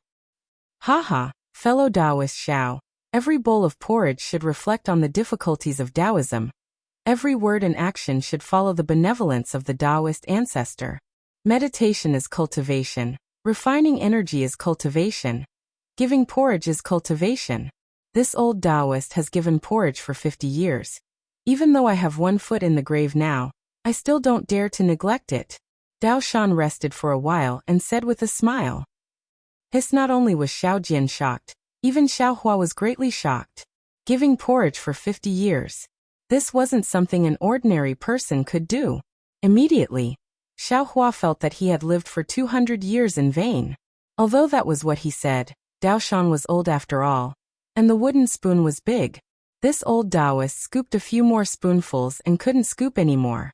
Xiao Jian shouted. Where the hell did you go? Hurry up and help your senior get the porridge. Yes, master. Yuanya answered and came out. However, when Yuanya came out from the shadow behind Xiao Hua, his figure flashed past the porridge, and the group of beggars were all frightened. Taoist Xiao, let me do it. Louis saw that although Dao Shan didn't frown, there was obviously some worry in his eyes, so he hurriedly jumped down from the carriage. Lu Yi's mouth was sweet. He walked in front of Dao Shan and bowed respectfully. Grandpa Dao, you've been doing good all your life, and this kindness must be passed down. I, Lu Yi, am not talented, but I'm willing to accept the root of kindness of our Taoism, and continue doing good deeds. If Grandpa Dao is still worried, how about you give me some pointers on my cultivation? Okay. Dao Shan looked at Lu Yi's cleverness and his pleasing words. He had to give the spoon to Lu Yi even if he didn't want to. However, Dao Shan was still standing at the side. He watched as Lu Yi filled every beggar's bowl to the brim without any slack. Only then did he feel relieved and turned to Xiao Jian saying, Fellow Taoist Xiao, you're so lucky. Your disciple is 100 times better than my disciple. I don't dare. Xiao Jian hurriedly waved his hand and let Xiao Hua go. He smiled and said, Louis is senior's servant, not my disciple. Oh. Dao Shan was obviously stunned. Looking at Xiao Hua's youthful face, he seemed to have understood something. He hurriedly tidied up his Taoist robe and bowed respectfully. I Dao Shan greet senior. How could Xiao Hua bear to let this benevolent old Taoist bow to him? With a wave of his hand, the old Taoist was unable to bow down. Xiao Hua rushed to bow first and said, I Xiao Hua greet great master Dao Shan. Dao Shan was unable to kneel down, and he knew that Xiao Hua had an extraordinary background. His eyes flashed with surprise, and then he smiled bitterly. I don't practice Taoism, I only read Taoism scriptures. I'm not good at soliciting alms, I only know how to give alms. I've never practiced Taoism, so how can I be called a master? Grandmaster, you're wrong, Xiao Hua said with a smile. There are countless paths of cultivation, and none of them are smooth. The great master prioritizes kindness. His actions are like a drop of water. For nearly 60 years, he has benefited all living beings. Although I have done good deeds before, if I am as persistent as Grandmaster, I can't. If Grandmaster can't be called a Grandmaster, then who can? If Grandmaster isn't a Grandmaster, then there are no Grandmasters in this hidden immortal continent. Senior Dao Shan was still modest. I entered Taoism when I was young, and I have always admired people like you who have remarkable Taoism skills. However, I have never had such an opportunity in my life. Therefore, I use such a meager method to do my best for Taoism. This is really not worth mentioning in front of Senior. Senior's words make me ashamed. Call me fellow Taoist, Xiao Hua said with a smile. He really didn't want to be called Senior by such an old man. After all, the old man had reached the end of his life. Although he was old, he was still in his prime. Yes, fellow Taoist Xiao. Dao Shan was very happy. However, when he spoke, he realized something. So you two fellow Taoists are from the same family. Fellow Taoist, you're wrong. Xiao Hua shook his head. I only met Taoist Xiao by chance. All Taoism in the world is from the same family. Meeting each other is fate, Dao Shan said with a smile. Then, he looked at the many beggars who were slowly rushing over from afar. The smile on his face disappeared. This year, Bronze Pillar Nation is expanding its army. The number of beggars in the country is increasing. Gugu Xiaojian's stomach actually started to growl. Although the old Taoist's ears weren't very good, he was really close to Xiao Jian. Xiao Jian's thunderous growl immediately made him understand. Hee, I am really happy to see fellow Taoist. Sorry for the lack of manners. Dao Shan smiled and said, Fellow Taoists, please wait for a moment. I will call my disciples out to welcome you. Don't Xiao Hua saw Dao Shan's neat clothes and knew that the old Taoist was very particular about it. He didn't know what kind of etiquette Dao Shan had, so he hurriedly stopped him. However, Dao Shan waved his hand and said, Confucian cultivators have always been about etiquette. They use etiquette to govern the country. Although Taoism doesn't have too many complicated etiquettes, fellow Taoists came from afar. My seven sons' temple has to treat you seriously. If Confucian cultivators were to see this, they would definitely mock my Taoism. Xiao Hua wanted to say more, but Xiao Jian smiled and said, Senior Dao Shan's seven sons' temple is a real Taoist temple. If you don't let him welcome Senior in, I'm afraid you will lose face for my Taoism. It won't look good if word gets out. All right. Xiao Hua was curious. He didn't understand why a Taoist temple needed to welcome him. After the time it took to brew a cup of tea, the iron pot in front of Seven Sons' temple was already empty. However, there were still many skinny and sallow beggars in front of the iron pot. These beggars saw that the porridge was gone and left in disappointment. However, there were still some who looked at it and stubbornly stayed in front of the iron pot. Taoist looking at the empty door, Louis said softly, Are we letting these people leave? Xiao Hua smiled and said, Let them wait first. Once we enter, we will let Master Dao Shan cook the porridge. Yes, Louis said softly. Those beggars were all overjoyed and obediently waited there. Just as they were talking, a string of music came from the Seven Sons' temple. Then a few skinny Taoist children walked out from the door with either a flute, or a sheng in their hands. Behind these Taoist children, there was Dao Shan who led a dozen or so neatly dressed middle-aged and old Taoist priests. Dao Shan, who was walking at the front, was even holding a long, white plank-like thing in his hand. Xiao Hua wanted to ask Xiao Jian, but Xiao Jian's face had already turned solemn. He quickly walked to the door of Seven Sons' temple, and stood straight with his hands in his Taoist robe. He lowered his head and looked at the ground. Seeing this, Xiao Hua didn't dare to be negligent. He quickly walked to Xiao Jian's side and stood still. Seeing Xiao Hua come, Xiao Jian hurriedly took half a step back to show the difference. Lu Yi was quick-witted. He hurriedly pulled Yuanya, who was stunned at the side, and stood beside Xiao Hua while Xiao Jian was behind him. He let Yuanya stand beside him so that he was facing Xiao Jian. Dao Shan and the others walked in front of Xiao Hua. They didn't say anything until the song ended. Only then did they say, I Dao Shan of Seven Sons Temple welcome Senior Xiao Hua and fellow Taoist Xiao Jian to my Seven Sons Temple. Following these words, Dao Shan raised the plank and bowed respectfully. Disciples welcome Senior Xiao. Even though they saw that Xiao Hua was very young, many Taoist priests still bowed respectfully. Xiao Hua and the others also returned the bow. Although Xiao Hua didn't know the specific etiquette, he still raised his hand, and the dozen or so people were lifted up by him. Everyone was shocked. Senior Xiao, please enter the temple to pay respects to the Taoist ancestor. Dao Shan's expression didn't change. He said word by word and turned around. Yes, master, please. Xiao Hua replied and walked towards Dao Shan. When Xiao Hua's figure passed by Dao Shan also walked forward and accompanied Xiao Hua into the temple. Seven Sons' temple wasn't small.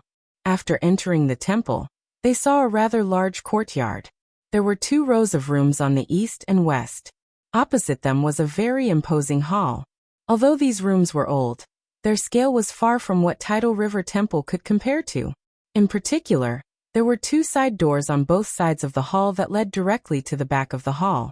Thinking of the scene he saw from the small bridge, Xiao Hua knew that there was a large place behind the hall even without Dao Shan's introduction. The hall was brightly lit. In addition to a few oil lamps in the hall, there were 3 arm-thick red candles burning brightly on the altar table. In addition to the red candles, there was also an incense burner on the altar table. A few incense sticks rose in spirals from the incense burner. On both sides of the incense burner, there were several plates. On the plates were some rice, noodles, grains, and so on. However, what puzzled Xiaohua was that there was no statue of a Dao ancestor behind the altar table. Instead, there were several levels of shrine platforms. On the shrine platforms, there were small signs with some words written on them. In front of the signs, there were small celadone bowls. Pay respects to the Dao ancestor. When Xiaohua walked to the center of the hall, Daoshan shouted loudly. He was full of energy. How was he like a 60-year-old old man? Looking at the empty shrine platform and the signs, Xiaohua didn't know whether to laugh or cry. He had already thought about this problem when he was in Dawnrain Continent. Who was the Dao ancestor? Now that he was in Hidden Immortal Continent, this problem still hadn't been solved. He hadn't even paid respects to the Dao ancestor when he was in Dawnrain Continent. Let the dead be respected. Xiaohua imitated Xiaojian and placed his hand inside his Daoist robe. He raised his hand up to his forehead and then slowly bowed. Only when his forehead was at the same level as the altar did he stop. Then he bowed 2 more times, making a total of 3 bows. Respect to your teacher. When Xiaohua got up, Daoshan shouted again. This time, the 3 bows were a bit higher than the previous 3 bows. Xiaohua paid attention to Xiaojian's actions and followed step by step. Greetings, fellow Daoist. Daoshan shouted and turned around. He held the board that had already turned yellow in his hand and led his disciple to greet Xiaohua. Xiaohua now understood that this board that had turned yellow was actually carved out of jade. Chapter 3251. Although he had already greeted Daoshan and the others outside the Seven Suns Temple, Xiaohua still followed the so-called etiquette of the Daoist sect and greeted them again. After the greeting, Daoshan's smile became even wider. He walked to the altar and placed the jade board on it. Then he picked up 3 incense sticks and said to Xiaohua with a smile, Senior Xiao, please light the incense for the Daoist ancestor. Okay. Xiaohua took the incense sticks and waved his hand. A flame flashed and the 3 incense sticks were immediately lit. A strange expression appeared in the eyes of the dozens of disciples who saw this. After Xiaohua respectfully placed the incense sticks on the incense burner, Daoshan was obviously relieved. He raised his hand and said, Thank you, Senior Xiao. Please come to the side hall for tea. As he spoke, the Daoist children holding the flute and other musical instruments started playing again. Under Daoshan's lead, Xiaohua walked past a yellow curtain and arrived at the side hall. There was a yellow praying mat and a few tables and chairs here. However, Daoshan didn't sit down immediately when he walked to the chair. Instead, he closed his eyes slightly. This made Xiaohua confused. He looked at Xiaojian and was also confused. However, the 2 of them could only do as they were told. When the music floated into the night sky, Daoshan opened his eyes and raised his hand with a smile. Senior, fellow Daoist, please sit. Fellow Daoist, please. Xiaohua smiled and sat down. After that, Xiaojian and Daoshan also sat down. Lu Yi and Yuanya obediently stood behind the 2 of them. A Daoist child with delicate features hurriedly came over with a tray that had some paint chipped off. He brought over 3 cups of green tea. When the Daoist child went down, he seemed to have something to say. However, when he saw that Daoshan's attention was on Xiaohua, he didn't dare to speak. He waved his hand at a slightly older disciple behind Daoshan and went down. That older disciple glanced at Daoshan, who was talking to Xiaohua, and nodded slightly at Xiaohua. Then he quietly walked out. Daoshan's ears weren't very good, so he naturally didn't notice. Senior Xiao, where do you cultivate? How many disciples do you have? Daoshan asked respectfully after inviting Xiaohua to drink a mouthful of tea. Xiaohua drank a mouthful of tea. This tea was very bitter and astringent, making the tea somewhat black. Xiaohua only touched his lips and felt relieved. He replied with a smile. I'll let Grandmaster know. This Xiao used to cultivate overseas, so I don't have any disciples. This Lu Yi is just a servant. Overseas? Daoshan's eyes lit up. He said anxiously, Is it the Eastern Sea? When I was young, I wanted to go to the East Sea to take a look, but until now, I still haven't had the chance to see the magnificent East Sea. Xiaohua smiled and shook his head. Don't ask too much about which overseas master. In short, it's very far. Of course, if you want to go, you can find some time to go and take a look. Sigh, I am old. I can't walk anymore, Dao Shan said with a smile. Although it sounded like a sigh, there wasn't much sadness in his tone. Xiaohua comforted. Grandmaster is wrong. Grandmaster's good deeds are clear. The heavenly Tao is naturally fair. It definitely won't let Grandmaster give up at such a young age. There are too few people like Grandmaster in this world. Since Grandmaster has met me, it's an opportunity given to Grandmaster by Dao Zhu.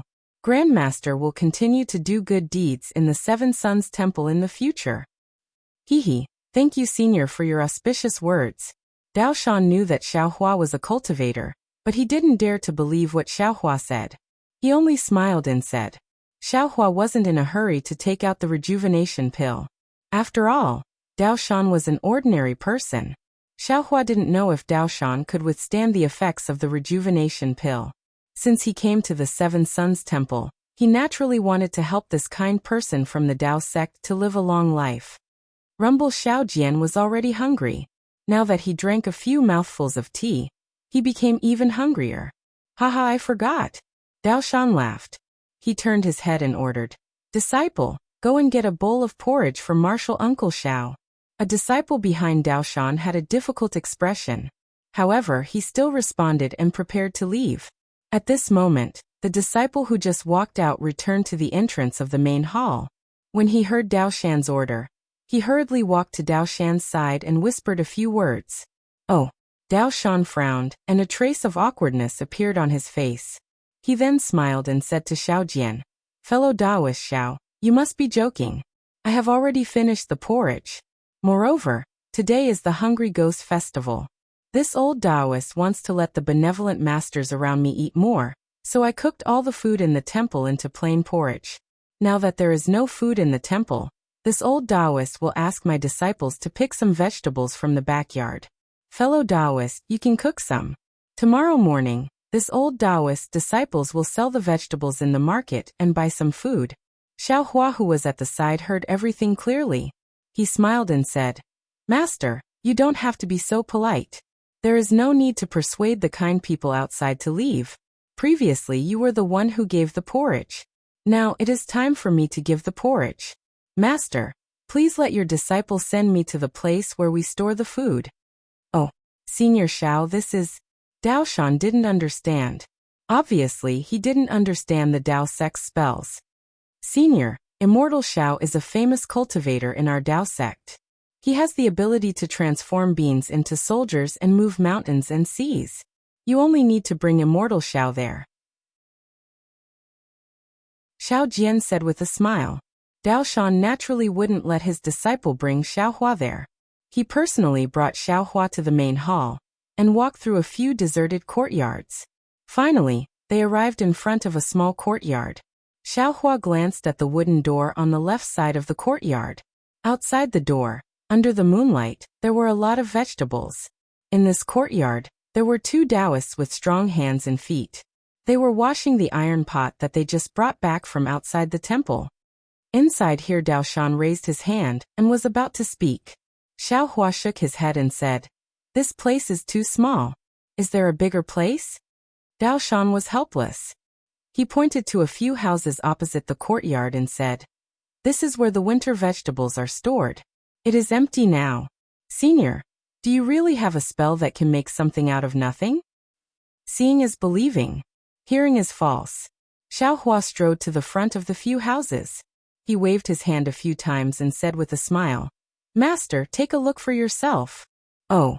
Dao Shan held a lantern in his hand as he walked shakily to the front of a house. Looking at the tightly packed food inside, tears almost flowed out of his eyes. Shanzai, Shanzai, this winter, my Seven Sons Monastery will not starve to death again. Sweat Xiaohua couldn't help but sigh. It is only summer and old Daoist Dao Shan is already thinking of giving out porridge in winter. It seems like this kindness has already penetrated deep into old Daoist's bone marrow. Quick, disciples.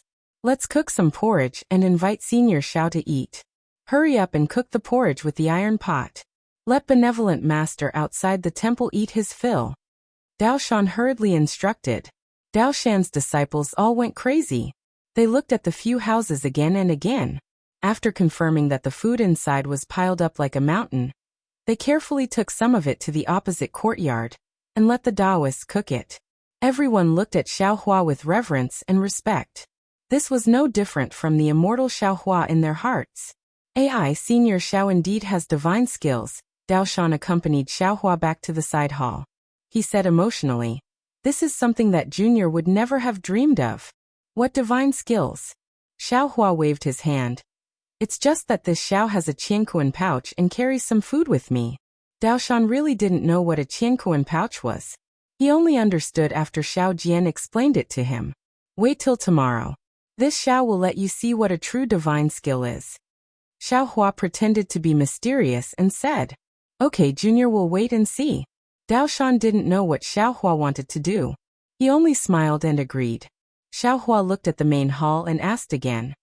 This Xiao remembers that there should be a golden body in the Taoist temple. Why isn't our Taoist ancestor here? I'll let Senior know. When this matter was mentioned, Dao Shan's face revealed a worried expression. Tongzhou country was founded by Confucian cultivators and has always rejected our Taoist sect. This Shilua Ridge originally didn't have any Taoist temples. 100 years ago, it was just a barren slope. All the dirty things in the country were discarded here. Later on, this Taoist ancestor came here and used silver to buy this barren slope. He then built the Qiyang temple here. Later on, the king asked about this matter and wanted to demolish the Qiyang temple. The Taoist ancestor led a few disciples and went on a hunger strike for 10 days straight. Seeing that our Taoist disciples were determined to keep the Taoist temple, the king was touched and agreed not to demolish the Qiyang temple. However, he also didn't allow any golden bodies to be erected in the temple. Thus, the Taoist ancestor placed the spirit tablets of the previous generations of seniors here to worship. He didn't want to erect any golden bodies. Believe in your heart. If you don't believe in it, even if you reconstruct a golden body, it will only be a wedding dress for others. Xiaohua didn't speak. Instead, Xiao Jian spoke with sorrow. That's right. If you believe in it, there will be a golden body of the Taoist ancestor everywhere. Dao Shan nodded. Later on, Master and this Taoist ancestor knew that the king didn't like Taoist sect. Thus, we kept a low profile and only did good deeds. Everything in the temple was personally built by this Taoist ancestor and his disciples. There is almost no charity in Tongzhou country. At this point, Dao Shan sighed again. Even so, the Seven Sons Temple is still a little difficult. Originally, no one paid attention to this barren slope. However, now that there are more people than land in the country, and this place isn't far from the palace, many people's gazes fell on the Seven Sons Temple again. If not for the recent war between Tongzhou country and Jiang country, this Taoist ancestor wouldn't be so free here. As he spoke, a Taoist child served a few bowls of plain porridge. Xiaohua naturally didn't need it. Instead, Yuanye and Lu Yi accompanied Xiao Jian to drink a few bowls. Out of Xiaohua's expectations, Dao Shan also drank a bowl. So this Taoist ancestor who gave the porridge didn't eat his fill at night. After everyone finished eating, Xiaohua glanced at Lu Yi and turned to Dao Shan. Fellow Taoist, this Xiao will be staying at the Seven Sons Temple tonight. However, this Xiao still has some matters to attend to at Bright Moon Lane. Fellow Taoist, please rest first. This Xiao will pay you a visit tomorrow morning. Bright Moon Lane? Dao Shan heard and frowned. He hesitated for a moment and asked curiously, Senior, why are you going there? We are outsiders. We shouldn't go there.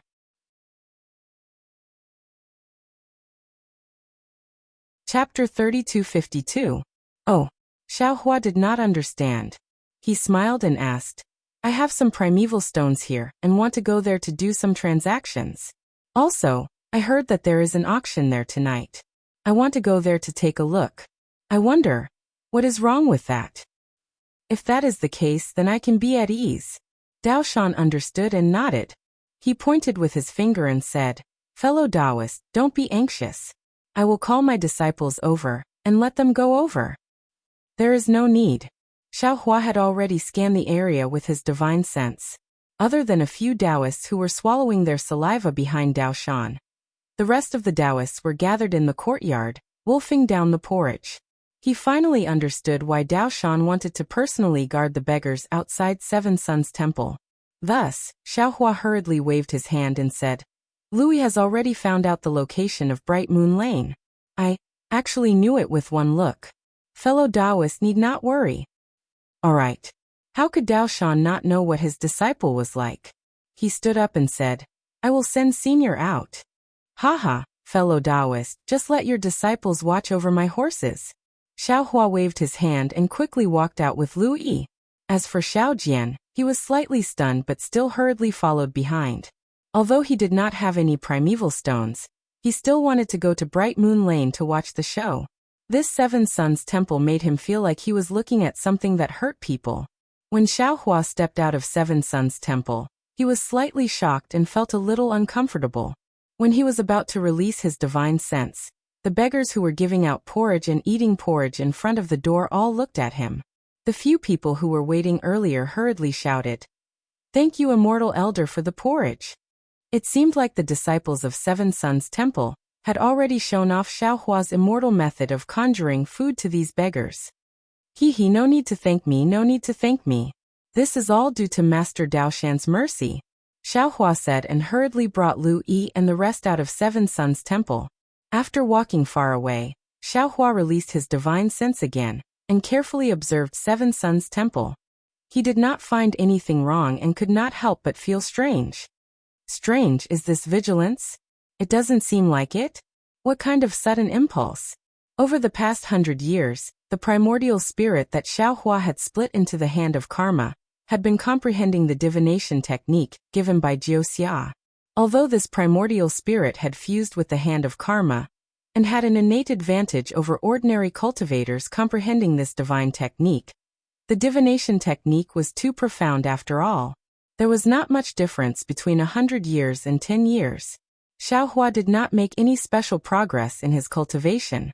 Just like the primordial spirit that had merged with the heavenly Tao and had now turned into a real star, although it had changed from formless to corporeal, and even had the profound mysteries of the origin of Earth, Xiaohua still couldn't obtain too much from the heavenly Tao. Just like the mountain peak in front of him that pierced the sky, Xiaohua was looking for a path to climb from the bottom of the mountain. Now he had found it and was climbing, but this mountain was really too big. After climbing for a day, a year, or even 100 years, compared to the entire mountain peak, it was almost the same. Therefore, although Xiaohua's heart seemed to have been hit by a sudden impulse, he still didn't understand what it was, nor did he know whether this feeling was good or bad. Could it be that there's something strange about Bright Moon Lane? Xiaohua frowned slightly. Looking at Lu Yi, Yuanya, and Xiao Jian who were following close behind him, he pondered. How about not letting them go to Bright Moon Lane? I'll go and take a look myself? But looking at Lu Yi and the others' excited expressions, as if they were also looking forward to the auction, Xiaohua gave up on the idea. Bright Moon Lane was indeed not far, and they reached it in less than an hour. When he saw the liveliness of Bright Moon Lane, Xiaohua finally understood Dao Shan's astonishment. It was also on the side of a stream, and this stream was 10 times the size of the one in Seven Suns Monastery. The water of this stream was clear and gurgling. Lotus lanterns were hung on the willows by the shore, and the stream reflected the light of the lanterns. What was special was that there were many different kinds of pleasure boats on the stream. Some had canopies, some didn't, and all of them were hung with lotus lanterns, leisurely drifting on the stream. Not to mention the dancers on the pleasure boats playing the pipa. Not to mention the women playing the zither outside the pleasure boats. Not to mention the white-robed scholars standing at the bow of the pleasure boats reciting poetry. Just these pleasure boats and lanterns were a beautiful scene that was completely different from the desolate Seven Suns Monastery. Similarly, there was a small bridge that spanned across the stream. Xiaohua and the others walked to the head of the bridge and saw a small boat that looked like a fallen leaf flowing under the bridge. They heard the sound of a zither that was even more tinkling than the flowing water, and then smelled the thick fragrance of cosmetics mixed with the faint fragrance of the night sky. The cosmetics came from the dancers who lived in the night, and the fragrance came from the blooming flowers among the green leaves that flowed like a stream. Many of them sighed with emotion. They were all living the same life, but some chose to be drunk, some chose to be pure, some endured starvation for the sake of beggars, and some spent a fortune for the sake of a beauty's smile. However, what made them sigh with emotion was not only that. When they stood at the head of the bridge, there was a huge archway in front of them. It was at least 10 feet tall, and this archway was extremely luxurious. Although they couldn't see clearly what material it was made of in the night, just by looking at the archway itself, they could see that it didn't have any lanterns. Instead, it emitted a faint light under the surrounding lanterns, and this light emitted different colors from different parts of the archway. Even the 3 large words "Bright Moon Lane" on the archway was simply a rainbow color. This rainbow color was different from the usual brilliance of magic treasures that Xiaohua had seen before. This rainbow color had a kind of domineering, a kind of dazzling feeling, and gave people an indescribable impulse when they saw it. Behind this archway, there was a narrow street that was several feet wide. On both sides of the street were 3-story buildings, and all of them were brightly lit, with the sounds of orioles and swallows dancing.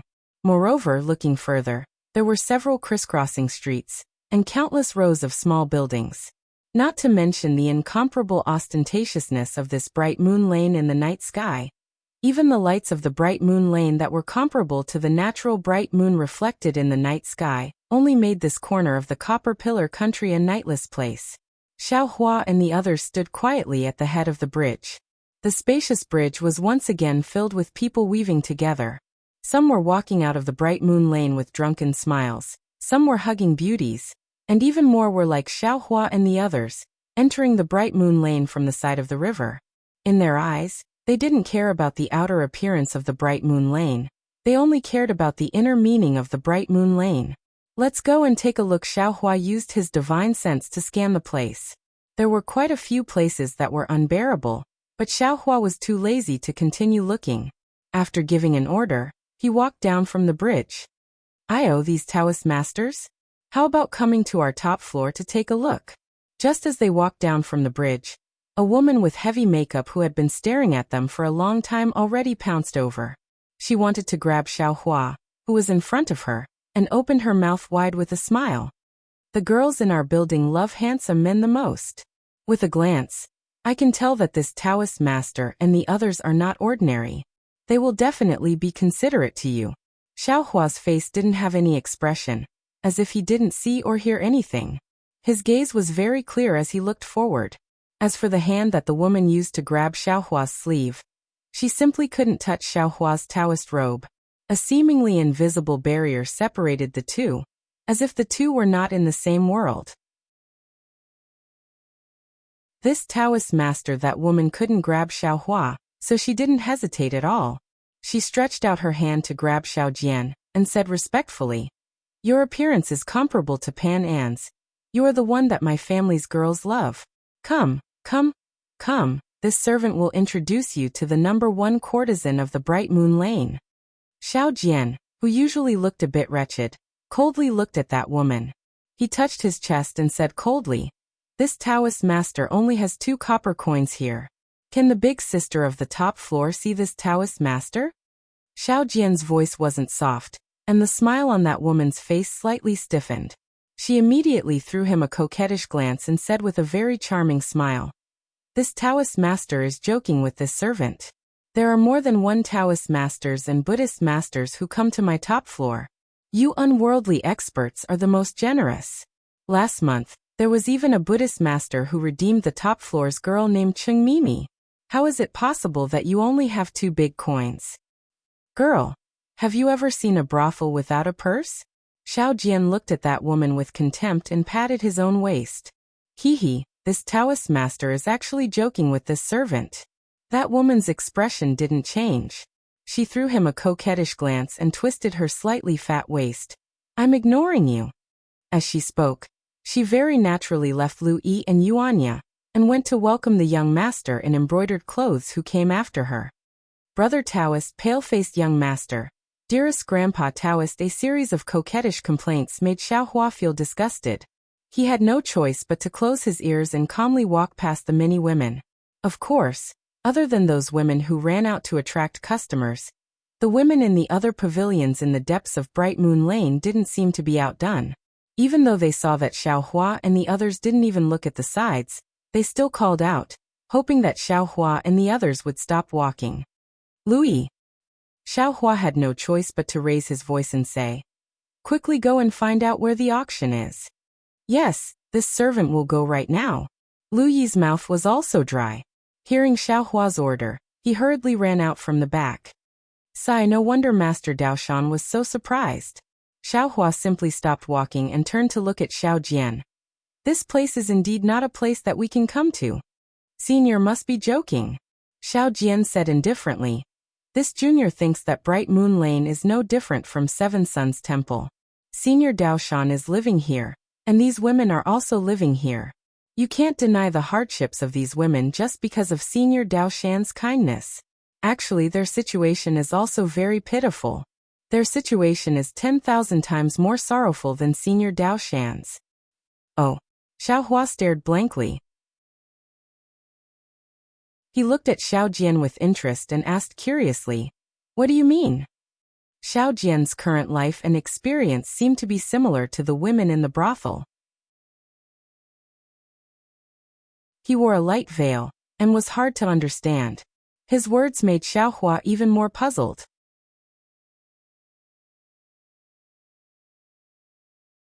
Chapter 3253. Senior Daoshan is free. He is doing what he likes. Although he is poor, he is willing and never tired of it. It can be said that Senior Daoshan's life is the result of his desire for benevolence. It is also a kind of cultivation for him. Xiao Jian is not afraid at all and says with great vicissitudes of life. And these women, although they seem to be living a luxurious life, these flashy clothes are unable to cover the tears behind their backs. Senior, do you think they are willing? A pair of jade arms for 1,000 people to sleep on. 2 red lips for 10,000 guests to taste. This kind of life is not something that everyone here can endure. But they have no choice. They have no freedom. They have no choice but to live this kind of life. They have no choice but to give themselves a chance to live. Senior, look behind you. That stream is filled with pleasure boats. Although it is 100 times more beautiful than the stream in Seven Suns Monastery, and smells 10,000 times more fragrant. But Junior can say with certainty that there are more bones buried in this stream than in Seven Suns Monastery's stinky river. Those women who are unable to endure the loneliness, unable to endure this birdcage-like life, unable to see their own hope, unable to see a trace of sunshine that belongs to them, most of them would choose to bury their past in this seemingly clear stream. Senior, they are actually the most pitiful worms. Xiao Jian sighs. Compared to them, Senior Daoshan is living in an immortal palace. Xiaohua laughs and looks at this Taoist who has countless stories and says, rather than choosing to be buried here, why not wash away all the dirt? They have the courage to leave this world. Why don't they have the courage to leave Bright Moon Lane? Rather than saying that they are pitiful, it is more like they chose to be pitiful and chose to escape. The heavens have always been merciful and always leave a way out for people. If they don't find the right way out, what can others do? Senior, leaving this luxury and going from complicated to simple. Is this something that ordinary people can do? Xiao Jian knows that Xiaohua does not understand and says again, in this Bright Moon Lane, it is extremely difficult to regain one's freedom. Death is much easier than freedom. Perhaps Xiaohua had lived for so many years, but he really didn't understand the inner workings of the brothel. Naturally, he didn't understand what Xiao Jian was saying, but he still chose to believe. Being a person, no matter where, is extremely difficult. Taoist priest Lu Yi ran over from afar, his face covered in makeup. Afraid that he had been taken advantage of by others, he shouted, I've already found out that the auction will be held at Jiaxing Lu Taoist priest. Please follow me there. Jiaxing Lu? Haha. What a big tone. Xiaohua smiled and waved his hand. Lead the way. This Xiao wants to see what kind of grandeur this Jiaxing Lu has. However, the style of the secular world naturally could not compare to the style of a cultivator. Although there was a tall pavilion that stood out from the rest of the 3-story pavilions in Bright Moon Lane, The pavilion was also decorated with flying dragons and flying phoenixes. Xiaohua did not know which calligraphy master had written the words Star-Plucking Pavilion on the signboard, but when he looked at it, he could not help but feel disappointed. It's only SOZO. Xiaohua looked at the brightly lit Zhaixing Lu and said indifferently. Immortal Elder Xiao Jian looked at Zhaixing Lu and seemed to think of something. He frowned and hurriedly said in a low voice, "This junior seems to have some impression. This Zhaixing Lu's origin is somewhat unusual." "Oh, what's unusual about it?" This junior remembers that there seems to be a Zhaixing Lu in the state of Danliang." Xiao Jian said in a low voice. Of course, this matter is too small for this junior to remember clearly. Back then, there seemed to be some alliance that wanted to build this Zhaixing Lu in the state of Danliang. This junior only took a look. As for whether it was built or not, this junior has already forgotten. If it's in the state of Danliang, the state of Bronze Pillar also has it. Maybe the state of Shi and the state of Jiasa also have it. This Xiao understands. Xiaohua snorted. Who cares about its origin? This Xiao is only here to trade. I don't intend to tear down this Zhaixing Lu. Why won't they let this Xiao in? Moreover, since this Zhaixing Lu is able to sell vitality stones, there must be someone supporting it. Without any origin, how is it possible? Yes, this junior is only reminding Senior Xiao Jian said with a smile. Xiaohua raised his eyebrows and looked at Xiao Jian with a smile that didn't look like a smile. If you didn't lose those vitality stones to the escorts, any one of them could be exchanged for a lot of money here. Not only would it allow Master Daoshan to give out porridge with peace of mind, but it would also allow the girl who you said had a tragic life with no freedom to be redeemed from the brothel. Don't you think it's a pity? Now that I think about it, it is indeed a pity. Xiao Jian didn't hide it and said in a low voice. However, those vitality stones belong to this junior. Whatever this junior does is this junior's freedom. If this junior loses the freedom to choose because of the freedom of those girls, this junior would rather not have such an opportunity. Xiaohua nodded and didn't want to say anything more. There was a small empty space behind the signboard of Zhaixing Lu. At this time there were some car doors parked there. There were also some handsome youths dressed in green who were waiting behind the balcony. Seeing Xiaohua and the others standing at the door, they first chatted for a while before walking in. How could they not know that these were Taoist priests who were participating in the auction? There were already 2 youths dressed in green who had smiles on their faces, and quickly walked up to welcome them. However, before they could open their mouths and before Xiaohua and the others could get close to the balcony, a hissing sound like a dragon's roar came from the left side of Xiaohua and the others. It was the opposite side of where Xiaohua and the others came from. Oh! Not only were the youths in green shocked, even Xiaohua was stunned. Everyone looked at the source of the dragon's roar in unison, and felt even more bewildered. This copper pillar country, where did the dragon come from? In the night sky, for pure white heavenly horses stepped on faint white clouds as if they were descending from the sky. Their bodies flashed with white light, as if they were tearing apart the night sky, and flying out from the depths of the darkness. Its white mane, which was more than a foot long, swayed with the night wind like a dreamy mist. Its 4 hooves fluttered in the wind, its head proudly raised to the sky, and its galloping free and easy like a swimming dragon. It really made people wonder if this was a dream encounter. Not only that, behind the 4 heavenly horses, there was a carriage cast from gold. This carriage was also floating in the air. The carriage was 1 zhang in size and there were exquisite patterns on it. Some of these patterns were flowers, some were grass, and some were birds and people. In the center of the 2 sides of the carriage, there were 2 large jade lotus flowers. These jade lotus flowers almost filled up the 2 doors of the carriage. As for the one standing on the carriage and driving the 4 heavenly horses, it was a strong man dressed in golden armor. Dragon horse. Xiao Jian, who was beside Xiaohua, couldn't help but exclaim, This world really has such a precious horse? The golden carriage pulled by the dragon horse was extremely fast. In the blink of an eye, it rushed to the front of Zhaixing Lu and arrived in front of Xiaohua and the others. The dragon horse was about to crash into Xiaohua, but Xiaohua didn't seem to have any intention of moving out of the way. Taoist at this moment. The youths in green came to their senses and hurriedly shouted. Hiss! Another 4 dragon-like hoarse cries sounded at the same time. The sound shook the night sky. The 4 dragon horses stopped abruptly, just a foot away from Xiao Hua. Do you want to die? The strong man dressed in golden armor was furious. With a wave of his hand, a whip flashed and lashed toward Xiao Hua.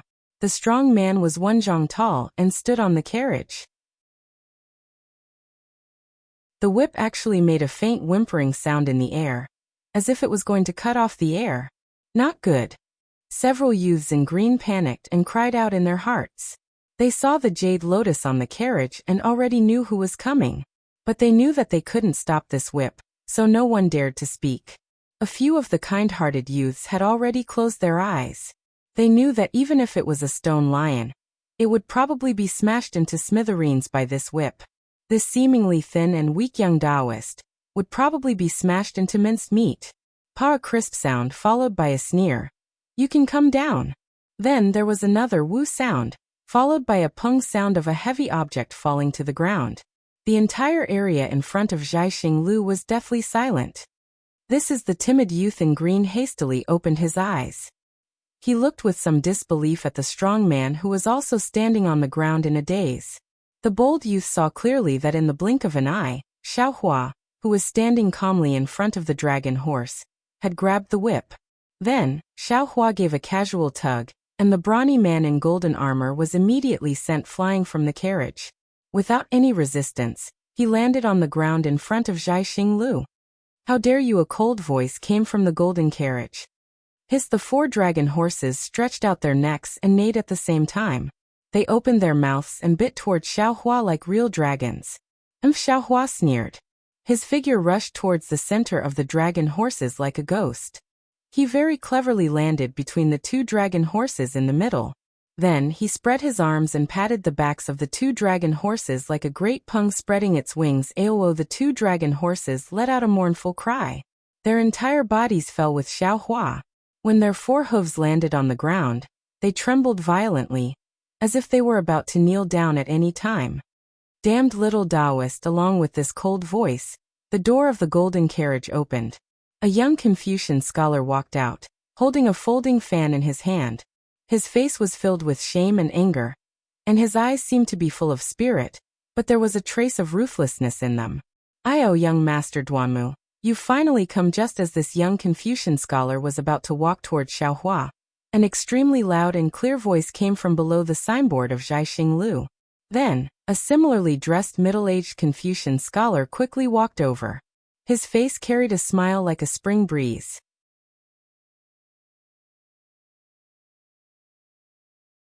Chapter 3254. When the young master named Duanmu saw this person, he had no choice but to stop and hide the anger on his face. He cupped his hands and said, "Greetings, Brother Zhu. I merely came to take a look. How could I dare to trouble you to welcome me?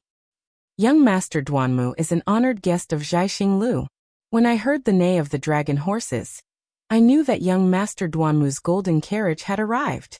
In this world, who else but young Master Duanmu could have dragon horses? Who else could sit in a golden carriage?" Brother Zhu chuckled and appeared to be flattering, but his words were laced with an indiscernible flattery. "Since young Master Duanmu has arrived, how could I not welcome you?" "Hee, I thank Brother Zhu." The ruthlessness in young Master Duanmu's eyes disappeared and he said with a smile, "I was originally a bit angry, but with Brother Zhu's arrival, my anger was blown away faster than the wind. I don't know where it went." "Haha, many thanks, young Master Duanmu." Scholar Zhu glanced at Xiao Hua and said with a smile, "Unhappiness exists everywhere in this world. However, since everyone is a guest of Zhai Xinglu, this happiness naturally has to be extinguished. Don't you think so, fellow immortal?" Xiao Hua had already retracted his hand when he came out. He slowly walked out from the group of dragon horses.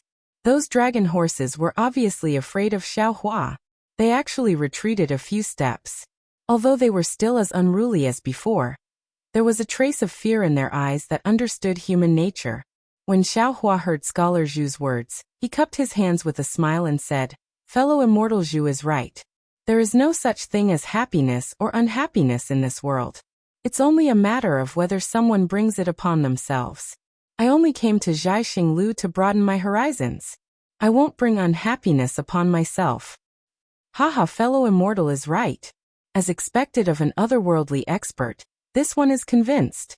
Scholar Zhu hastily laughed when he saw young Master Duanmu become unhappy after hearing some of his words. He pulled on young Master Duanmu's sleeve and said, "Let's go.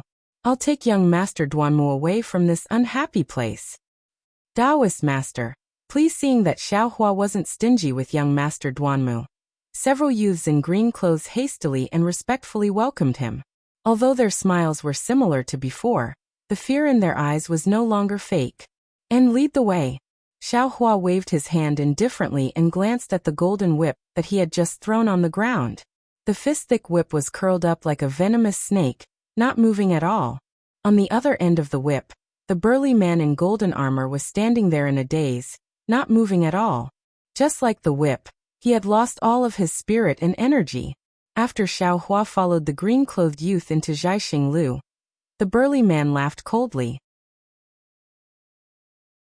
He took off the golden helmet that covered his face, revealing a vicious expression. Then with a grab, the golden whip landed in his hand. With a casual wave, it streaked across the air like an awakened python and wrapped around Huang Jinjia's waist. "Come here," the burly man beckoned to a young man in green who was waiting for him. "Yes." The youth in green hurried over and bowed. "Master, please drive the carriage and follow me into Zhaixing Lu." "There's no hurry. It's not like I don't know how to get in." The burly man reached into his chest and took out a jade-eye ring. He handed it to the young man and whispered a few words to him. His voice was so low that only the youth could hear it. Seeing the hesitation on the youth's face, the burly man said coldly, "If you don't go, I'll get someone else to go. Don't blame me for not giving face to Zhaixing Lu." "Yes, I know." The youth clenched his teeth and nodded. "I'll go now." "Good, that's a good boy. I'll dote on you too." The burly man reached out and patted the youth's shoulder. The youth trembled and almost fell to the ground, not sure if it was because the burly man was too strong, or if the burly man's words were too powerful. Walking past the huge shadow of Zhaixing Lu's signboard, Xiao Jian was worried and said softly, "Senior, you were a little impulsive just now." "Oh." Xiaohua smiled and said curiously, "Fellow Taoist Xiao is considered experienced and knowledgeable. You can't be so petty, right? You even approved the construction of Zhaixing Lu back then. You were also the ruler of a country." A bitter smile appeared on Xiao Jian's face as he said, "Times have changed. I'm now a Taoist priest in dire straits. I don't dare to mention my past bravery. Moreover, this Zhaixing Lu is different from Duanmu family. I don't know about Zhaixing Lu's background, but Duanmu family's background. Senior isn't afraid?" "Duanmu family?" Xiaohua's eyes turned as he had a bad feeling in his heart. He said softly, "Is this family very powerful?" "Senior really doesn't know? Didn't you see the 2 jade lotuses on the golden carriage? That's the symbol of Duanmu family. Only the direct descendants of Duanmu family have the right to use this symbol." This time it was Xiao Jian's turn to be shocked. Although this Duanmu family isn't the #1 scholarly family in Hidden Immortal Continent, but it's still at the forefront of the first class. It can almost be compared to the first-class families. Not to mention that you and I are unable to contend against them in our current situation. Even if we use the power of a country, it would still be hard to match them. Oh, Senior, please don't blame Junior for being straightforward. Junior can't see through your cultivation, but even if you've reached the 6th or 7th grade of elemental energy, you still wouldn't be a match for Duanmu family." "Oh." Xiaohua was even more puzzled. If the family's power is so huge, then what about the scholarly sects? Like country Shichongyan sect? How many classes are the families divided into? What are the first class? What are the second class? My lord. Xiao Jian, who was at the side, was completely dizzy. He stole a glance to the left and right. There weren't many people who came to Zhaixing Lu. At this moment, there were only a few carriages in this empty space. The youth in green was leading the way in front, so Xiao Jian lowered his voice and said, "Senior, you've really been cultivating overseas all this time. But even overseas, Hidden Immortal Continent's 4 major families, Dongfang, Shimen, Nangong and Baiming, have existed since ancient times. How can you not know? Those so-called scholarly sects are merely clowns. How can they be compared to the profound heritage of scholarly families? However, Junior isn't a scholarly cultivator. My Danliang country was also a Dao sect in the past. Junior doesn't understand the specific situation of these scholarly families. I only know that these scholarly families are divided into 9 classes. Each class is divided into 2 levels, the first class and the second class. The 4 major families that Junior mentioned just now are the first class and the second class. Junior doesn't know which ones exactly. These scholarly families are the true masters of hidden immortal continent. Alas, now isn't the time to talk about it in detail. When there's time in the future, Junior will explain it in detail to Senior. Damn it, so that's how it is. Xiaohua bitterly smiled. He always thought that scholarly cultivators were similar to Dao sections. Those scholarly sects like Chongyan sect and Tianji sect were the same as the cultivation sects of Xiaoyu continent. They were the mainstream of hidden immortal continents cultivation. But he didn't expect that this so-called scholarly families were the true behemoths. Sweeping a glance at Xiao Jian, who had a bitter expression on his face, Xiaohua knew that what he said was the common knowledge of hidden immortal continent. Everyone should know about it, especially cultivators like him. He also couldn't blame Xiao Jian for not reminding him. Anyone who saw that divine dragon horse and that golden carriage wouldn't know that this was the appearance of the peak character of hidden immortal continent. Those people couldn't wait to hide, instead he had a dispute with them. Moreover, looking at the appearance of that muscular man wearing golden armor, he didn't seem to be willing to let the matter go. It was really troublesome. Senior Xiao Jian's previously upright face began to look shifty. He looked left and right and said in a low voice, Junior saw that this Duanmu Gongzi wasn't a broad-minded person. Just now he was restrained by this Zhu Gongzi and couldn't get angry. But that Zhu Gongzi's meaning was obvious. Since it was Zhai Xinglu's guest, he wouldn't let Duanmu Gongzi take action. But if Zhai Xinglu left, he definitely wouldn't care. Junior saw that the coachman didn't drive the carriage in. Maybe he's doing something outside. We might as well take advantage of this opportunity. Although Xiao Jian didn't say the word slip, Xiaohua understood. Even Lu Yi's face showed the same expression. Hihi, Xiaohua sneered. We came here on behalf of Dao sects. If we don't even enter Zhai Xinglu's door, wouldn't our Dao sect's reputation be thrown away by us? Dao sects? What reputation does Dao sects have? How come I don't know about it? Xiao Jian muttered. Dao sect's reputation is worthless compared to brothel girls, right? What did you say? Xiaohua frowned. When Xiao Jian heard this, he hurriedly laughed. He nothing. Senior, Junior just felt that, compared to your previous cautiousness, is rather different. Is that so? How come this Xiao doesn't know? When you first came to Rivertide Temple, you acted exactly like an ordinary person. Junior even thought that you were sent by someone else. Even when facing the bald donkeys from Shaojin Temple, you were still extremely humble. With your methods of dealing with bandits, you didn't even need to lift a finger. Even that pet beast of yours could completely exterminate the monks from Shaojin Temple. You even used an extremely ugly wooden club to scare them. Xiao Jian laughed. But what about today? Actually, you could have avoided that carriage and even that whip. Especially, even if you took the whip and didn't let go, and didn't throw the coachman off the carriage, wouldn't that have prevented all of this from happening in the future? Also, you actually rushed into the dragon horse and subdued the dragon horse in front of everyone. This isn't Senior's usual behavior of keeping a low profile. His Xiaohua sucked in a breath of cold air. As a bystander, Xiao Jian saw everything clearly. What Xiao Jian said was the truth. If he had retreated half a step like before, he wouldn't have retreated. As long as he had reason and evidence, he wouldn't have offended this so-called first-rate Duanmu family's young master. However, he actually dragged the coachman off the carriage. He, a Jindan cultivator, actually had to lower himself to the same level as an aura-refining brute.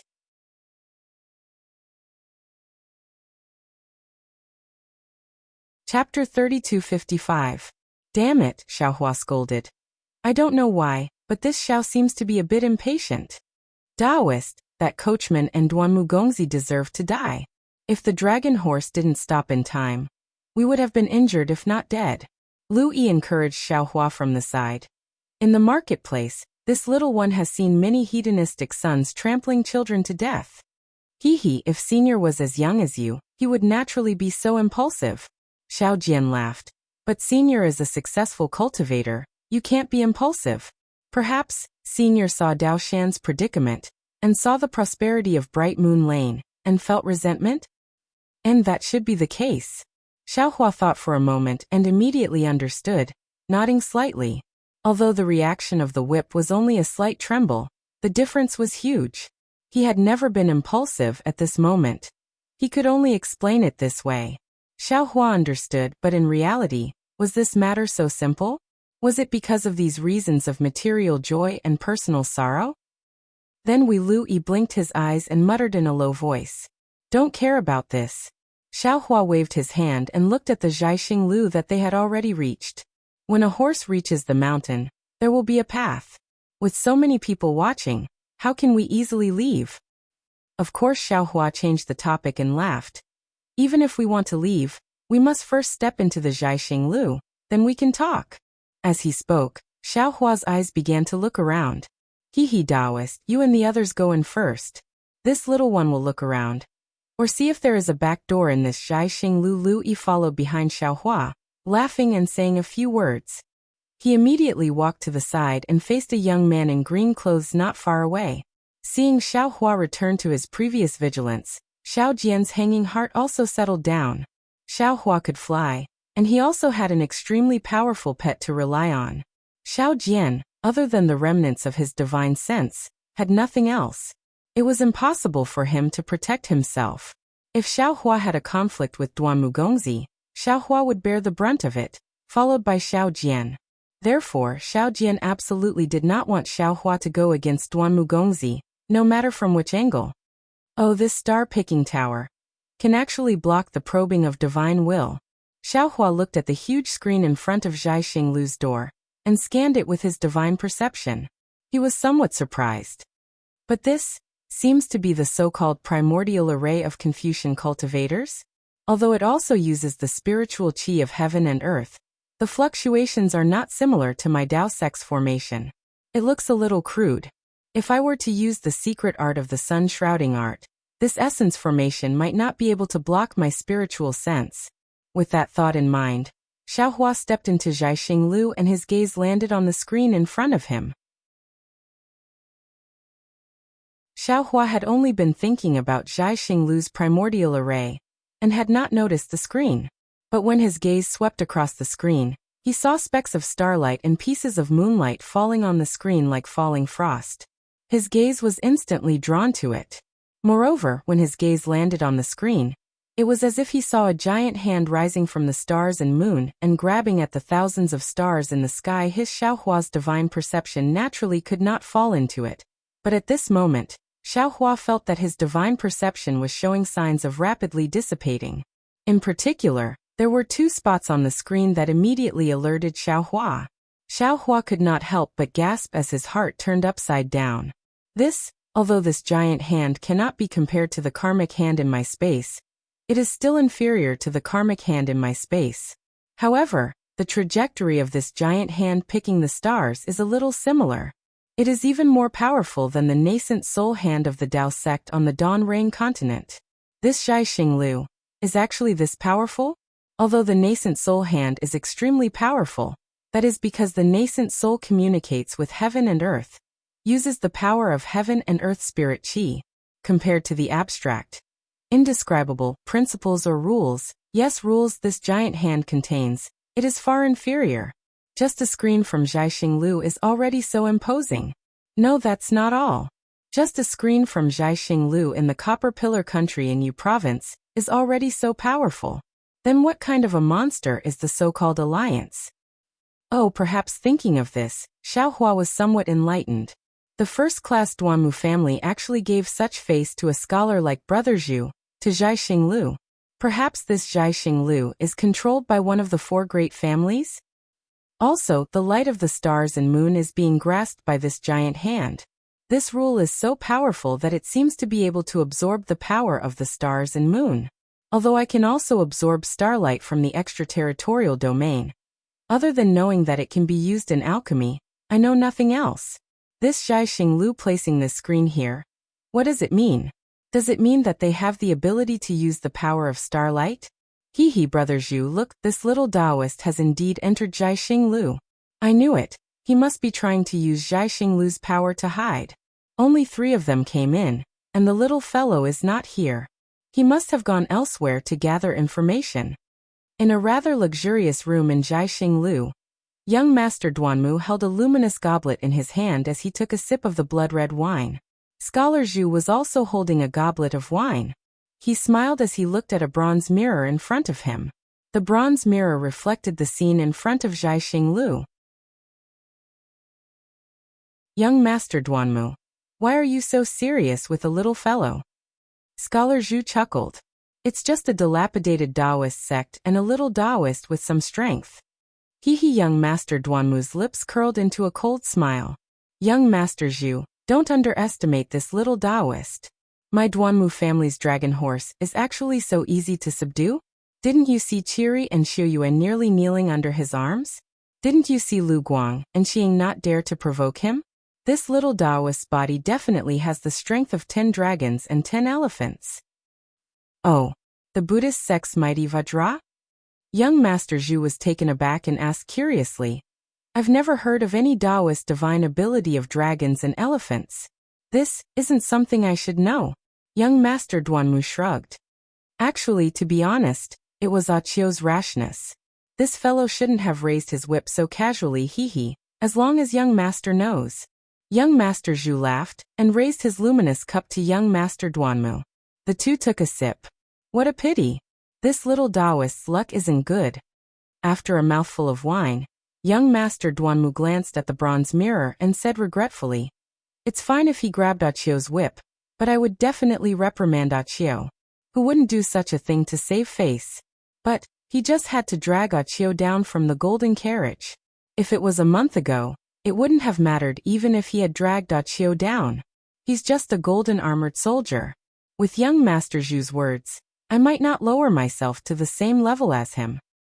Could it be young Master Zhu's curiosity grew as he asked curiously? Young Master Duanmu's tone became even more regretful. What a pity. Because of Qiu's loyalty, the clan changed his surname a month ago. Now Qiu's name is Duanmu Qiu. See, young Master Zhu sucked in a breath of cold air, as if he had a toothache. He looked helplessly at the bronze mirror and said with pity, Poor little Taoist. This is the face of the Duanmu clan. Even if young Master Duanmu doesn't want to pay attention to it, I'm afraid you can't back down now. What's this little Taoist doing? Why is he standing in front of the screen motionless? However, when young Master Zhu saw Xiaohua standing in front of the screen and quietly looking at it, he couldn't help but be shocked. The wine in the luminous cup in his hand suddenly spilled out. It was dark red as if blood had dripped onto the thick silk carpet on the ground. What's wrong? Young Master Duanmu was also startled. He glanced at it and smiled. This fellow is probably thinking, should he go in or go in? Or what should he do? Young Master Duanmu. Unexpectedly, young Master Zhu didn't smile at all. He placed the luminous cup in his hand on the brocade table beside him and bowed solemnly. I have a presumptuous request, but I'm not sure if I should say it. Zhu Qing. Young Master Duanmu saw this, and also placed his luminous cup on the brocade table. He said lightly, I've known you for many years and you know my character. Today, I came to Zhaixing Lu because of our friendship. If it were any other matter, I would have just laughed it off. But this concerns the reputation of the Duanmu family. I have already made myself clear just now. You just don't want young Master Zhu to speak, right? That scholar named Zhu Qing bitterly smiled.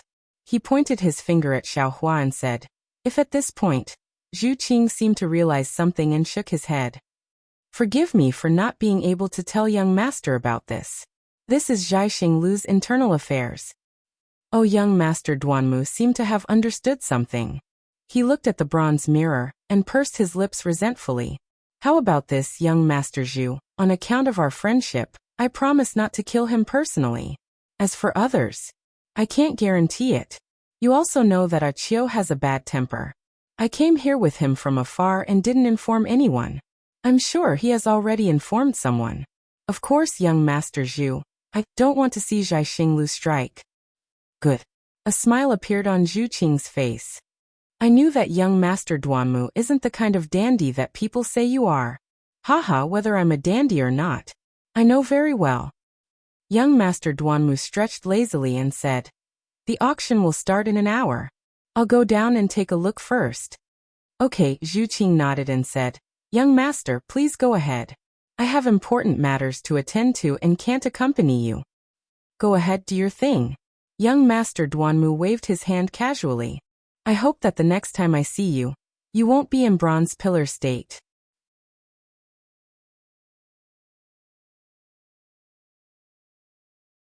Chapter 3256. Thank you for your auspicious words. Zhu Qing smiles but immediately warns. That's right, today's auction is a bit strange. The items being auctioned are strange. Look carefully before you act. In particular, there are some people I can't see through who are participating in this auction. Don't join in the fun. Even I can't? Young Master Duanmu's face shows a strange expression. That's right, you can't. Because I can't stop them from coming. Zhu Qing says word by word, then hurriedly leaves. Today is really strange. Looking at Zhu Qing's back, young Master Duanmu looks at the bronze mirror again. In front of the screen, Xiaohua has already left. I just came to Zhai Xinglu and met the little Taoist who dares to oppose the dragon horse. The auction hasn't even started yet. There's actually something that even young Master Duanmu can't join in on. What kind of world is this? Do they still want people to live? Xiaohua stands in front of the screen and watches the large hand merge the light of the moon and stars into it. The large hand then follows his divine sense and turns into two large words. Yes, in the end, Xiaohua already realized that everything on the screen moves according to his divine sense. Seeing the two large words star and moon appear on the screen and dissipate like stardust, Xiaohua seems to understand something. Star and Moon Alliance. This is the Star and Moon Alliance that Xiao Jian mentioned. Senior. Xiaohua's gaze has yet to move away from the screen when Xiao Jian's voice rings in his ear. Senior, have you made a decision? Do you want to leave now or wait for Brother Lu to find the back door? You keep standing here. I'm afraid it's not appropriate, right? Oh, Xiaohua comes to his senses and looks up. Indeed, not far from him, the green-clothed youths are looking at him with a smile that isn't a smile. They think that Xiaohua is delaying something. Taoist it is at this moment that Lu Yi quietly sneaks over and says in a low voice, I've already found out that there's only one entrance to Zhai Xinglu. There are no exits anywhere else. In a while, when the auction is over, everyone will have to leave from here. Senior, let's go. There's no time to lose. Xiao Jian glanced behind him. There, 4 dragon horses had just pulled the golden carriage into the signboard. Under the guidance of 2 green-clothed youths, they were ready to stop in front of the door. And you can go back first, Xiaohua said with a smile. Since this old man is here, I will go and take a look. After saying that, Xiaohua flicked his sleeve and walked towards the side of the screen. All right, Xiao Jian said helplessly. Since Senior isn't leaving, then Junior won't leave either. Junior will go through thick and thin with Senior. Hee, there's no need. Xiaohua waved his hand. Offending the Duanmu family has nothing to do with you. None of you have any cultivation, so they won't bother with you. I hope so. Xiao Jian smiled bitterly. Senior, you don't know that those playboys love to vent their anger on others. Xiaohua's brows raised up and he said with a smile. Yeah, you understand this matter best. However, since this Duanmu family is a first-rate family, how could it possibly be so superficial? What could Xiao Jian say? He felt that although Xiaohua's strength was unfathomable, he might not be as familiar with the human heart as he was. However, he really didn't dare to leave Xiaohua's side. He didn't dare to take the risk and be killed by that golden-armored man. That fellow was even more powerful than Yuanya. This place is somewhat interesting. Xiao Jian's mind was filled with thoughts. However, when he turned around the screen and saw the situation in front of him, He couldn't help but be slightly stunned. He saw that this place was about 1 mu in size. It was several times bigger than what he had seen from the outside. Within this 1 mu of space, the first thing to bear the brunt was the star atlas above his head. This star atlas flickered with various colors of light, enveloping the entire hall. Between each starlight, there was a separate grid. This starlight also separated the situation within the grid, making it impossible for the naked eye to see the situation within. What was special was that every starlight that was separated from the grid was rising up and down, like a mist. The entire space looked like it was filled with thousands of starlights, very dazzling and magnificent.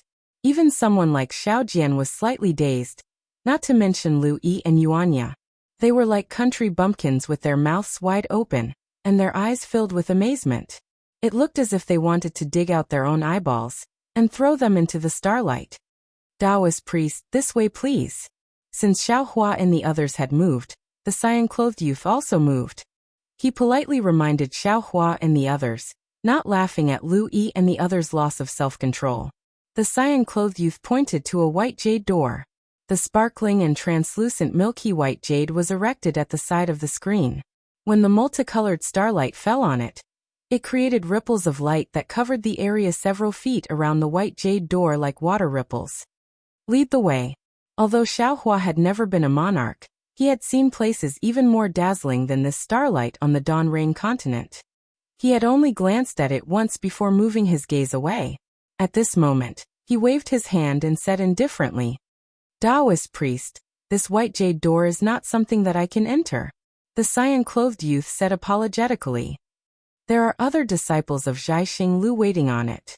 And Xiaohua responded. He took a few steps forward and scanned the white jade door with his divine sense. He stepped inside, actually passing through the stone. This Xiaojian hesitated. He timidly released his pitiful divine sense, wanting to check it out. Then he saw half of Xiaohua's head poke out from the jade door. He said with a smile, just come in directly. Then that head went back into the jade door. Xiao Jian's heart settled, and he walked in without thinking. As expected, there were no obstacles at all, nor were there any dangers. Xiao Jian only saw a flash of light in front of him, and in front of him was a passage that looked like a galaxy, appearing right under his feet. In front of him was a constellation surrounded by nebulas. Behind Xiao Jian, Yuanya and Lu Yi also entered. The two of them could not help but cry out in surprise. Yet Xiao Jian snorted coldly. Don't say that you know this old man. Yes, master. Yuanya forcefully suppressed the shock in his heart and respectfully replied. Not far away, a woman in palace attire happened to pass by. Hearing Xiao Jian and Yuanya's conversation, she could not help but cover her mouth and laugh. However, the woman immediately took a deep breath, placed her hands on her waist and bowed. She respectfully said, Fellow Taoists, if you wish to enter the Star Palace to trade, please pay a low-grade origin stone. Oh, isn't this the auction? Xiao Hua was naturally the first to ask. Reporting to Taoist priest, the woman said with a smile. Our Zhaixing Lu's auction will be held in Xinglu in an hour. This is only the Star Palace for ordinary transactions. There are many fellow Taoists like you. They did not come to the Star Palace to participate in the auction. Their purpose is to trade with other fellow Taoists. If you want to enter the Star Palace to trade with them, you have to pay a primal stone in exchange for a star token. Only Taoists with star tokens can enter the Star Palace. A low-grade primal stone. Xiao Jian was flabbergasted. Why doesn't your Zhaixing Lu rob people? That's too expensive. If I want to trade with others, I can do it outside. Why must I do it in your Zhaixing Lu Star Palace? Taoist priest is right. It's only in this Star Palace that no one will rob you. My Zhaixing Lu can guarantee the safety of the items you trade inside. The woman was not angry at all. Of course, my Zhaixing Lu cannot guarantee the authenticity of the items you trade. A low-grade primal stone can be traded inside, right? Search the Star Palaces one by one. Xiaohua asked again. If we also want to make a small Star Palace like this, how many primal stones would we have to pay if we took out our items to trade? 10 low-grade primal stones. the woman answered cleanly. 10 low-grade primal stones. Not one mid-grade primal stone? Xiao Hua stared blankly, then understood. The primal stone exchange in Hidden Immortal Continent might be different from Dawnrain Continent. Thinking for a moment, Xiao Hua waved his hand and took out a mid-grade primal stone from the space. He handed it to the woman and said, "Give me 4-star tokens, the kind that can only be traded with others." Yes, seeing Xiao Hua being so generous, the woman was very happy. But when she took the primal stone from Xiao Hua's hand, she smiled bitterly and said, "If I'm not wrong, Taoist priest should be a mid-grade primal stone. Do you have any low-grade primal stones?" "I don't have enough low-grade primal stones to give Taoist priest." "Oh right." Xiao Hua thought of something and asked, "Can Zhaixing Lu exchange primal stones for gold and silver?" "Of course." The woman nodded. Could it be that Taoist priest wants to use this primal stone to exchange for some gold and silver? Yes, exchange the rest for silver. Then please wait a moment, the woman said with a smile. I will exchange for you now. However, Zhaixing Lu takes a 10% cut to exchange for gold and silver. I hope Taoist priest will forgive me. Oh, how much silver can one low-grade primal stone exchange for? Xiao Hua, who had always been stingy, felt a little heartache. I'll let Taoist priest know that one low-grade primal stone can be exchanged for 10 taels of gold. If Zhaixing Lu takes 1 tael, Taoist priest will actually get 9 taels of gold. This outside one low-grade primal stone can be exchanged for 15 taels of gold, Xiao Jian said with some displeasure. Why is your Zhaixing Lu so shady? Hee, Taoist priest, it's up to you. Hearing this, the woman stood still and looked at Xiao Hua, then at Xiao Jian. This is my Zhaixing Lu's rule. However, I advise Taoist priest that it's safer to exchange at Zhaixing Lu. Others may not have so much gold. Go ahead and exchange quickly. Xiao Hua waved his hand, indicating for the woman to leave. Then he glared fiercely at Xiao Jian. Xiao Jian hurriedly nodded, knowing that Xiao Hua hated him for losing those primal stones. Yes, even if one low-grade primal stone could be exchanged for 1 tael of gold, how much gold could he exchange for with so many primal stones? He had lost so much gold.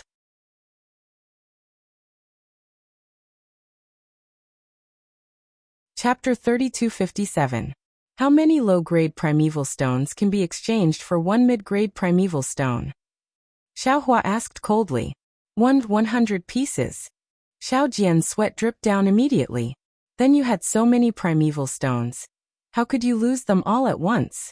As expected, Xiao Hua asked. That Xiao Jian stammered and finally told the truth. At first, it was 1 primeval stone, worth 100 taels of gold, but they didn't want to play with me. In the end, I had no choice but to exchange 1 for 10 taels. 1 taels. After losing a few rounds, they all had primeval stones. Who cares how much gold these primeval stones can be exchanged for? Lu Yi originally didn't know the grades of primeval stones. When he heard that Xiao Jian actually lost primeval stones of unknown grades, he couldn't help but feel his heart ache. He stood at the side and muttered. But when Xiao Jian heard this, he slightly straightened his back and said in a low voice, Brother Lu, no matter if those primeval stones are mid-grade or top-grade, they are all mine. As he said this, Xiao Jian stole a glance at Xiao Hua, afraid that Xiao Hua would say something. Unfortunately, Xiao Hua's face didn't have any reaction. Xiao Jian was right. These primeval stones were all Xiao Jian's own. What he used them for was his own business. Even if he lost all his money and lived on the streets, that was Xiao Jian's own business. Xiao Hua wasn't Xiao Jian's great-grandfather. Why would he care about this? Lu Yi's heart ached for the gold he had never seen before, so he muttered a few words. Seeing that Xiao Hua ignored him, he immediately shut his mouth. Only Yuanya, from Seven Suns Temple to Bright Moon Lane, and finally to Star Plucking Tower, didn't say much. It was as if everything in this mortal world had a huge impact on him. In Longevity Town, he originally thought that he already knew everything, but now he knew that what he knew was just a drop in the ocean. Regardless of whether it was Bright Moon Lane's luxury or Star Plucking Tower's grandeur, they were all things he couldn't even dream of. His eyes only looked at the stars. The starlight was the so-called Star Palace, and it was somewhat blurred. Moments later, the woman returned with a small qiankuan pouch in one hand and 2 tokens in the other. Taoist elder. The woman did not pass the small qiankuan pouch to Xiaohua. Instead, she passed the copper-colored token to Xiaohua and said, "This is the star token that I told Taoist sect is worth 1 low-grade origin stone. You can enter the star palace of the other immortal elders to trade with them." Xiaohua took the star tablet and saw a brilliant star engraved on it. When his finger touched it, a trace of roughness and coolness came from the star tablet. Clearly, the material of this star tablet was also specially made. And this the woman handed another star token to Xiaohua and said with a smile, "This is a star token that can be used to rent a star palace in my star-picking tower. It's worth 10 low-grade primordial stones." Just now I didn't explain it clearly to Taoist elder, so I still have to explain it to Taoist elder. Otherwise I can't afford to delay Taoist elder's trade. Xiaohua took the silver star token and played with it for a while. Seeing the 2 brilliant stars engraved on it, he could not see any difference from the bronze star token. He could not help but smile and say, "What's the clue? Lady, please explain it." That bronze star token can only be entered 1 star palace at a time to trade with the immortal elders. If Taoist elder still wants to trade with other immortal elders, then you can only go to another star palace to trade. Moreover, if Taoist elder wants something, you can only look for it one by one. The woman's words were clear and her voice was pleasant to the ear. But this silver star token is different. If Taoist elder takes it, not only can you rent a star palace and wait for other immortal elders to come to trade, you can also write what you want to find on the star token. The contents of the star token can be shown to the immortal elders of the other star palaces. In other words, Taoist elder can stay in a star palace and know what the immortal elders of the other star palaces want to trade. This saves Taoist elder the trouble of searching. It's so convenient. Xiaohua's eyes brighten. Then can this old man also know what is in other people's small qiankuan bag? Of course. The woman pursed her lips and says with a smile, "Other than the things the immortal elders of the star palaces are not willing to show, everything else can be seen. How do we trade?" Xiaohua's interest is piqued. How do 2 people in the star palaces trade? This Taoist elder will have to go by himself. The woman says apologetically, "It's better for the immortal elders to trade with their own hands. If you give it to my Zhaixing Lu, it will be traded at the auction later." Okay, this old man wants a silver star token. Xiaohua nods and says, "This silver star token is really convenient and is really worth 10 low-grade primordial stones." The woman's face shows a smile. She points at the silver star token in Xiaohua's hand and says, "Taoist elder's star palace is at Hong 446. Taoist elder can enter with this star token." Then she passes the small qiankuan bag in her hand to Xiaohua. Inside are the other 2 star tokens and the remaining gold. "Taoist elder, please count them." Xiaohua laughs and takes the small qiankuan bag. "Miss is really smart. How did you know this old man would definitely want this silver star token? More than 90 low-grade primordial stones and 10 low-grade primordial stones for convenience. Anyone who hears this will be moved. Don't you think so?" The woman doesn't hide it and says with a smile, "Just now this servant left in a hurry and didn't have time to tell you. Now that this servant has said it, won't Taoist elder understand?" Xiaohua laughs loudly. "That's right, back in the Xiaoyu continent, 1 mid-grade primordial stone could only be exchanged for 10 low-grade primordial stones. Now he can exchange for 100 in one go. Taking out 10 for convenience, Xiaohua can really accept it. He doesn't even have the interest to count the remaining gold. With a wave of his hand, he wants to put the small qiankuan bag away. This time, the woman is very anxious and says embarrassedly, "Taoist elder, this small qiankuan bag is my Zhaixing Lu's public use. It doesn't belong to this servant. Taoist elder, please take away the things inside and return the small qiankuan bag to this servant." This old man is used to taking it. Xiaohua smiles embarrassedly and puts the things inside his space. He passes the small qiankuan bag to the woman and says with a smile, "How many primordial stones is this small qiankuan bag? How about this old man give you primordial stones? The woman takes the small Qianquan bag and says with a smile, my Zhai Xinglu also has things for sale in the Star Palace. The small Qianquan bag and other items should be inside. It's in sky number 1. If Taoist Elder is interested, you can go take a look. In addition, the location of each Star Palace and even the Star Palace that Taoist Elder rents are all in this star token. Taoist Elder can use Taoist's divine sense to check it. Oh. Xiaohua raises his eyebrows and says curiously, could it be that the star tokens of Taoist, Confucian, and Buddhist are different? It's the same. The woman replies, this star token can be inspected by divine sense, Buddhist awareness, eye-clearing technique, and even primordial thoughts. See, Xiaohua is slightly shocked. He didn't expect this star token to be so powerful. Xiaohua passes the other 3 bronze star tokens to Xiao Jian, and the other 2. However, he suddenly thinks of something and hurriedly asks, that's right. Can this star token hide one's appearance? Of course it can. The woman says proudly, as long as you trade in my Zhai Xinglu, this star token can attract starlight and hide Taoist Elder's appearance. No matter what Taoist Elder trades, it will be impossible for others to know. Good, Xiaohua claps his hands. While praising in his heart, he becomes even more curious about the Star-Moon Alliance. The auction on the Dawn Rain continent doesn't seem to be done so well. The woman keeps the small Qianquan bag and places her hands on her waist. She says with a smile, this servant wishes Taoist Elders a smooth trade in my Zhai Xinglu and a successful one. After saying that, the woman leaves very obediently and doesn't stay for a moment longer. Fellow Taoist Xiao, you can take a look around yourself. Xiaohua looks at the star path under his feet, and then looks at the stars one by one. He says, if there's anything you like, you can come to Hong 46's Star Palace to find this Xiao. But Louis stares blankly at the side and says in a low voice, Taoist Elder, where is Hong 46? These stars don't look any different.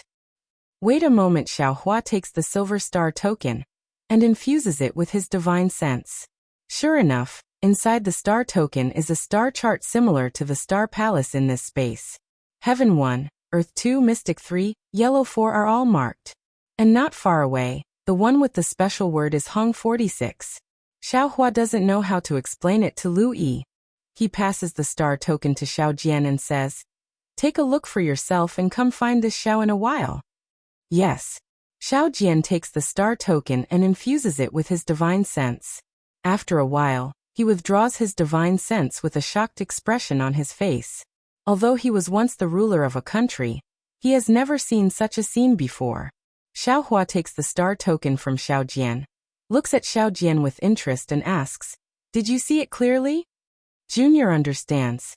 Xiao Jian says respectfully, if Junior needs anything, I will definitely find Senior. All right. Xiaohua waves his hand, turns around and walks towards Hong 46 with large strides. As he walks, he says, this Xiao also wishes you to find what you want. That's right, Xiao Jian only had his spiritual force but no cultivation. Although Xiaohua didn't investigate his situation, it was obvious that Xiao Jian's cultivation had been crippled. Xiao Jian probably came to Bright Moon Lane in Bronze Pillar State to find a way to restore his cultivation. However, Xiaohua really doesn't understand. Since he already has primeval stones, he might be able to find a spirit pill similar to the heavenly pill in this auction. Why was Xiao Jian able to lose all of his primeval stones in one night? Xiaohua didn't use any flying talisman, but as he takes large strides, thousands of stars flashed from afar and gathered under his feet, like stars surrounding the moon, sending him forward. Xiaohua was a Jindan stage cultivator who had flown in the sky and experienced the heavenly Tao starry sky. Walking on this kind of star chart, he felt relaxed and happy. How could Yuan Ye and Lu Yi, who had never cultivated before, be fascinated by it?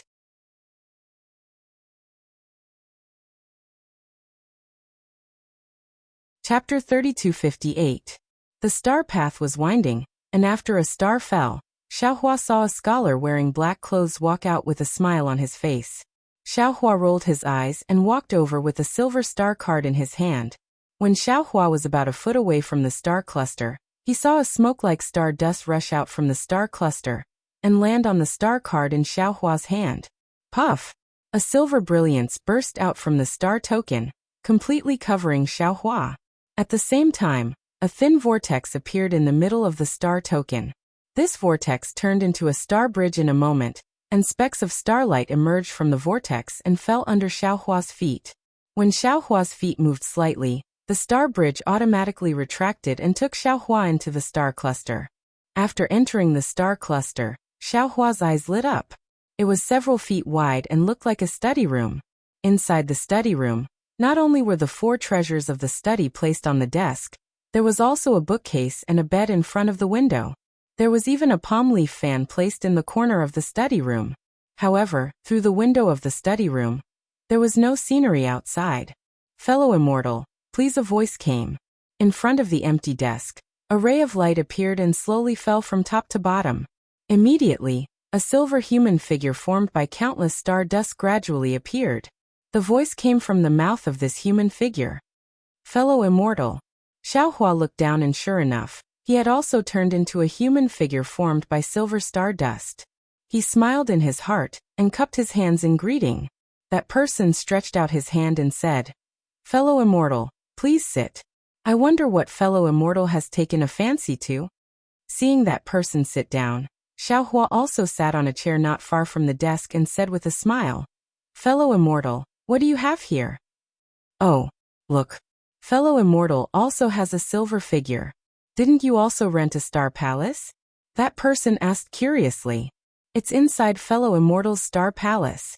Xiaohua didn't hide it and said with a smile, "Hee, I just came in and haven't entered the star palace yet.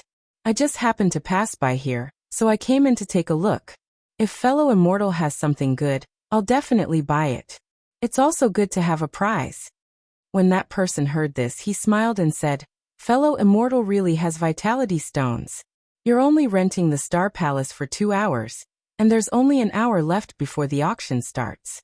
Instead of going to your own star palace to look at other people's things, you're here to stroll around. Forget it, this is what I want to trade this time, take a look." As he spoke, that person pointed with his finger. A book flew out from the desk and landed in front of Xiaohua. "Many thanks." Xiaohua took it and was about to open it, but the book flashed and a string of words flowed on the book. It turned out that this book was just a decoration. "Oh, I understand." Xiaohua's eyes focused on the contents of the book, but he suddenly realized something in his heart. This so-called star palace should be a small illusion array. Everything can be arranged according to master's wishes through the star tablet. This book. Xiaohua thought for a moment, and saw that the contents of the book were either calligraphy or painting, ink brushes, and even rice paper. He couldn't help but stare blankly. What use did he have for this thing? He originally wanted to ask, but there wasn't enough time, so he didn't dare to delay and hurriedly looked at the back. Fortunately, after the 4 treasures of the study, there were some spiritual herbs and spiritual pills. Of course, the medicines written on the book weren't Taoist medicinal pills. Unfortunately, Xiaohua could understand the names of these medicines, but he didn't know the specific effects. He simply stopped looking and handed the book to that person, saying with a smile, "Fellow immortal, you've made ample preparations for this transaction." "Hee, fellow immortal, are you different?" That person took the book and said with a smile, "I wonder what fellow immortal has taken a fancy to." "Fellow immortal, do you have the extreme magnetic origin light?" Xiaohua asked. That person was obviously stunned. After a moment he asked curiously, "What's the extreme magnetic origin light?" "Hee, forget it." Xiaohua stood up. "If fellow immortal doesn't have it, then forget it. I really haven't heard of this thing before. I'm very sorry." That person didn't get angry. He also stood up and said with a smile, "However, fellow immortal, do you have the 1,000-year-old perpetual morning grass? If you do, I can pay a high price for it." Perpetual morning grass? Xiaohua frowned. There were countless strange flowers and herbs in his space, but he really hadn't heard of this thing before. However, he immediately understood and said with a smile, "I do have some spiritual herbs here, but I don't understand plants and vegetation. I wonder which one fellow immortal is talking about." Oh, I'm talking about this thing. That person waved his hand, and a silver ball of light appeared on his hand made of stardust. Then that person pointed at this ball of light, and a ball of light rushed out from it and landed on the wall of the study. A picture scroll appeared on the wall, and it was precisely a stalk of exquisite grass. So it's exquisite grass. Xiaohua understood. If this person in front of him was a cultivator, he would probably be at the peak of the qi refining stage. He should be using this exquisite grass to build his foundation. Xiaohua waved his hand, and a 2,000-year-old exquisite grass was taken out from the space. He handed it to that person with a smile and said, "What a coincidence, I have a 2,000-year-old exquisite grass here. I wonder what fellow immortal is willing to exchange for it." That person's body trembled a bit. He impatiently stretched out his hand and took the exquisite grass. After identifying it, he hurriedly said, "Fellow immortal, I will give you 10 high-grade primordial stones. What do you think?" "What? 10 high-grade primordial stones?" Xiaohua almost cried out in shock. That person said very embarrassedly, "I know this number is a bit low. Then, how about 11 high-grade primordial stones? This is the most that I can take out." Of course, this is still not enough for a 2,000-year-old perpetual sorrow grass, but I only need a 1,000-year-old one. Xiaohua smiled bitterly. If this 2,000-year-old exquisite grass was in the EG of the Dawn Rain continent, wouldn't it be worth 1 top-grade primordial stone? How come it was only 10 high-grade primordial stones here? The difference wasn't small at all. Seeing that Xiaohua was still hesitating, that person took the booklet again and handed it to Xiaohua, saying, "How about this, fellow immortal? Take a look again. You can choose anything inside." Xiaohua thought for a moment and said, "I have all the 4 treasures of the study in here. Do you have any materials for refining? Oh right, or cultivation methods. No matter if it's Confucian, Buddhist, or Taoist, they're all fine." "Oh, so fellow immortal wants these." That person understood. He picked up the booklet and pointed at it again, saying, "I have some materials for refining imperial tools here. However, they're not particularly precious and aren't worth many primordial stones. As for cultivation methods, I really don't have them here." Xiaohua picked up the booklet and took a look. Indeed, the materials inside were all ordinary materials. He didn't fancy them either. Fellow immortal Xiaohua was helpless. He handed the booklet to that person and shook his head, saying, "These things, they're really not worth primordial stones." Fellow immortal, that person almost stepped forward and pulled Xiaohua, saying with a smile, "How about I exchange all of these with fellow immortal?" All of them?" Xiaohua was stunned. That person heard that there was hope and said with a smile, "Yes, although these things are worth close to 20 high-grade primordial stones. But I really need this endless sorrow grass. If you don't mind, you can take all of these things." Ha ha ha ha! Xiaohua appeared stunned and then laughed loudly. Xiaohua's laughter was really somewhat unruly, causing that person to be somewhat at a loss. He looked at Xiaohua very strangely. After the time it took to finish half a cup of tea, Xiaohua stopped laughing and said, "How about this, fellow immortal? I don't want these things anymore.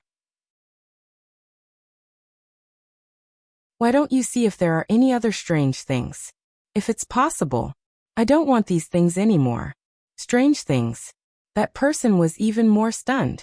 He thought for a moment and said, "You mean as long as it's strange, it's okay?" "Of course." Xiaohua nodded. "Yes, as long as it's strange and of unknown origin, it's okay." Strange and of unknown origin. That person pondered for a moment, and seemed to have a plan. He nodded and said, "I understand. Can you wait for a moment?" "Sure." Xiaohua was happy. He liked strange things the most. Sure enough, that person went out for a moment and came back. He took out a jade box and handed it to Xiaohua, saying, "This thing belongs to a good friend of mine. Take a look, if it's okay. As long as it's strange and of unknown origin, I like it." Xiaohua was very expectant. He reached out his hand and said with a smile, "This thing can't be said to be strange and of unknown origin." That person looked at Xiaohua expectantly and said in a low voice. Xiaohua opened the jade box and took a look. He hurriedly closed it and waved his hand to put it into the space. He said with a smile, "Not bad. It's this kind of thing of unknown origin that I like the most. That mournful everlasting grass is yours." "Thank you very much, fellow immortal." That person was very happy and cupped his hands in thanks. "Hee, does fellow immortal's friend still have this thing? If there's more?" Xiaohua asked with a smile. That person hurriedly waved his hand and said, "For this kind of thing of unknown origin, it's already rare to have one. How can there be more? Fellow immortal, if you still want it, you can tell me in the Star Palace." Xiaohua stood up and walked out of the Star Palace. He said while walking, "This thing, I don't dare to write it on the Star Palace." Hee, that's right." That person smiled as he watched Xiaohua walk out. He hurriedly waved his hand and the entire study room immediately turned into nothingness. It was a starry night sky and the human figure formed by the stardust had completely turned into a middle-aged scholar. The smile on that person's face had already disappeared. He looked at the small Qingquan bag in his hand and said coldly, "If you want to get the Buddhist sect's Saraira, you naturally can't write it on the Star Palace. This person actually has a 2,000-year-old mournful everlasting grass, and also wants the Buddhist sect's Saraira. I'm afraid he's a monster from somewhere. Today in Bright Moon Lane, there are a few Buddhist sect's senior monks. This little one should leave early." You're tuning in to the Li Mei's Wuxia Whispers YouTube channel. We're so grateful for your support and don't forget to subscribe to join us on this incredible journey through captivating stories. Your generosity through donations truly makes a world of difference, as it's the primary source of revenue that allows me to expand and enhance this channel for you. Thank you from the bottom of my heart for being a part of this adventure.